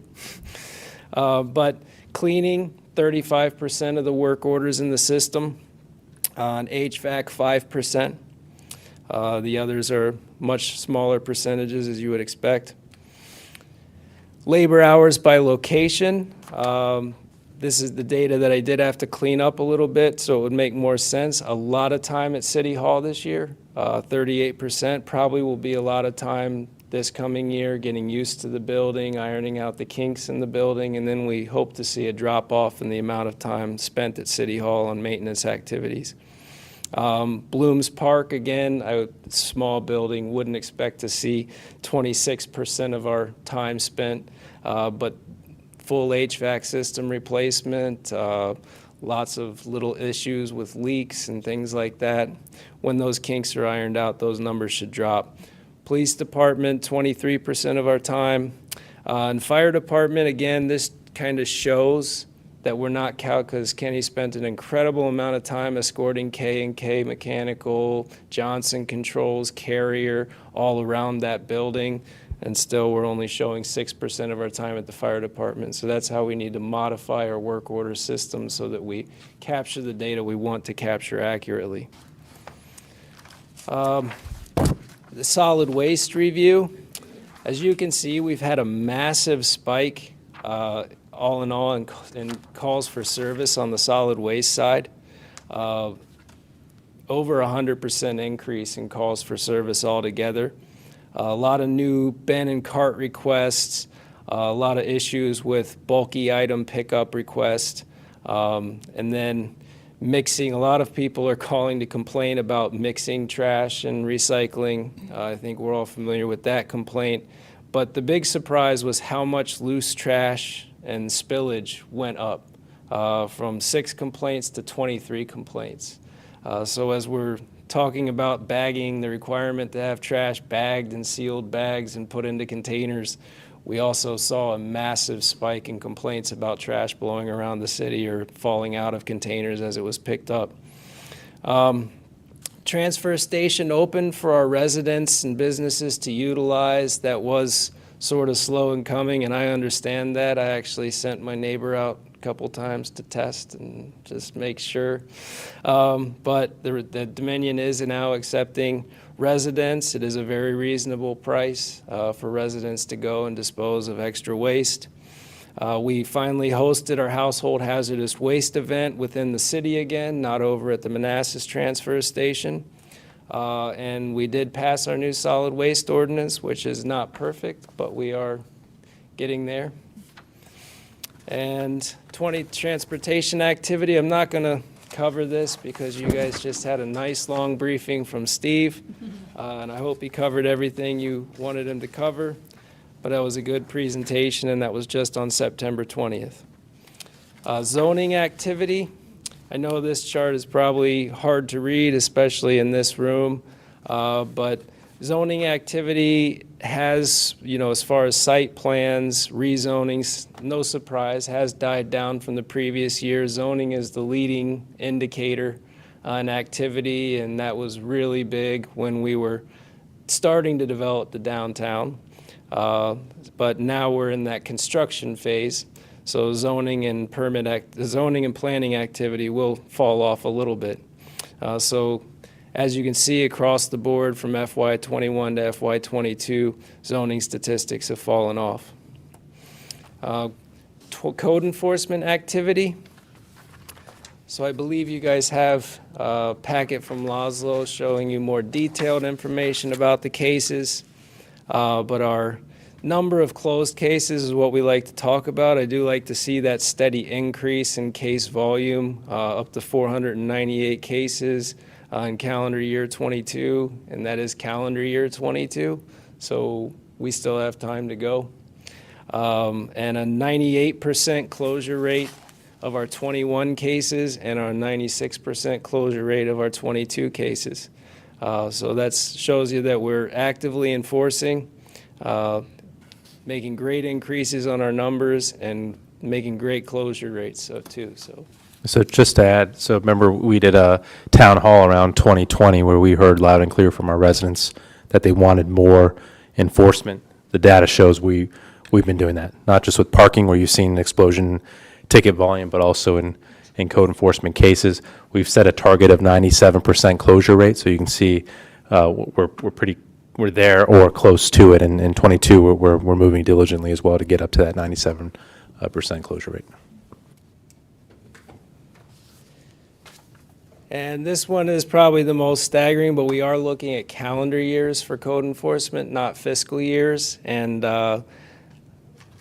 probably within the next 2 months, the 22 pie chart will be absolutely overtaken with trash cases until people get the message and learn that they cannot set bagged trash outside of containers because we are very aggressively enforcing. We're in a warning phase right now where we're not issuing real citations. We're simply issuing notices of violation on trash day, and we're issuing, if we have to issue a citation the next day, it's simply a 0 citation. It's just a warning citation.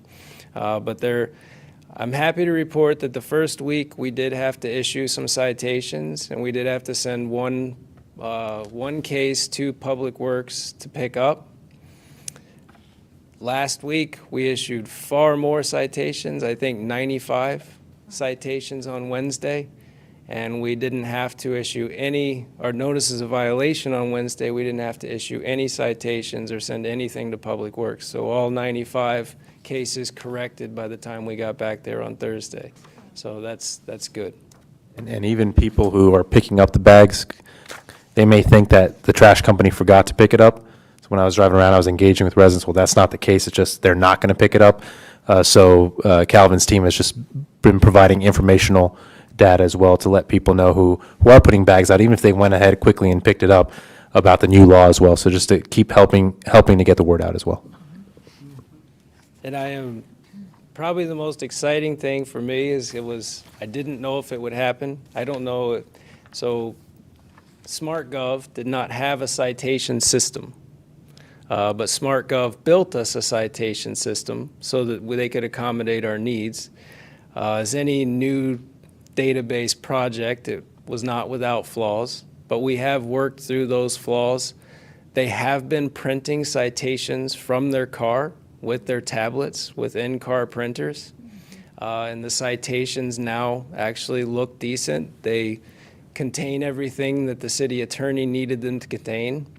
And as of before I stepped up to this podium, now they will be able to print violation notices from their cars. So we've made some big strides in the past few weeks because of this trash enforcement and our need to get the message out there. We've made big strides in code enforcement all around.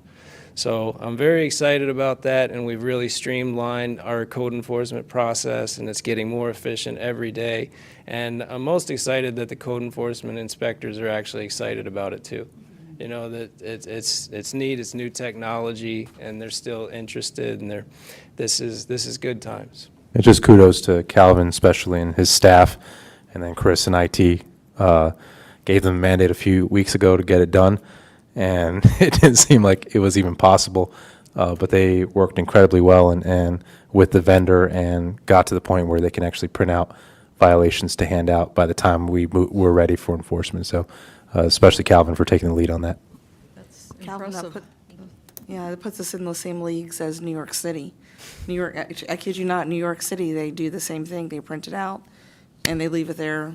Well, if you have a house, they leave it at your house and mail it to you. So you're big leagues now. Thank you.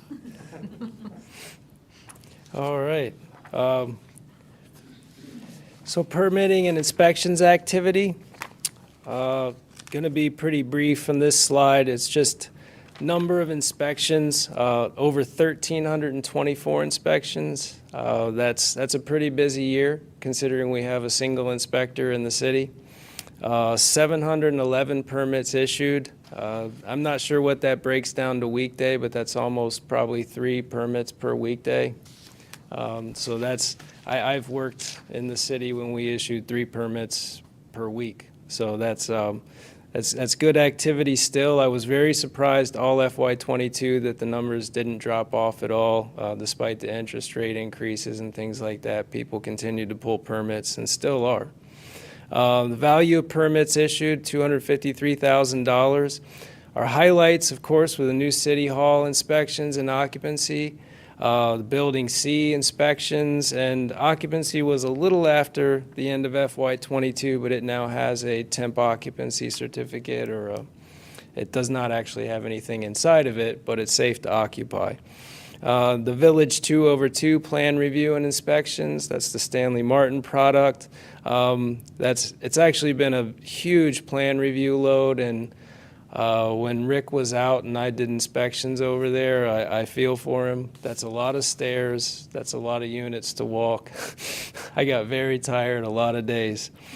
Cookout, complete reconstruction. I know everybody's curious about what happened there. The old Hardee's Roy Rogers was not built to the plans we had. It was not to detail. When they got in there, almost everything was pretty much unsalvageable.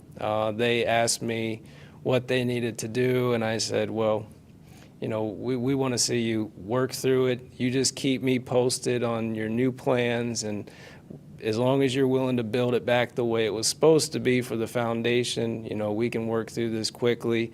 They did. I don't know if they worked quickly, but we got through plan review quickly, and now Cookout should be on the verge of occupancy. I'm not quite sure for the past couple weeks what's holding them up, but that was I never expected that whole building to have to come down and go back up, but it really did.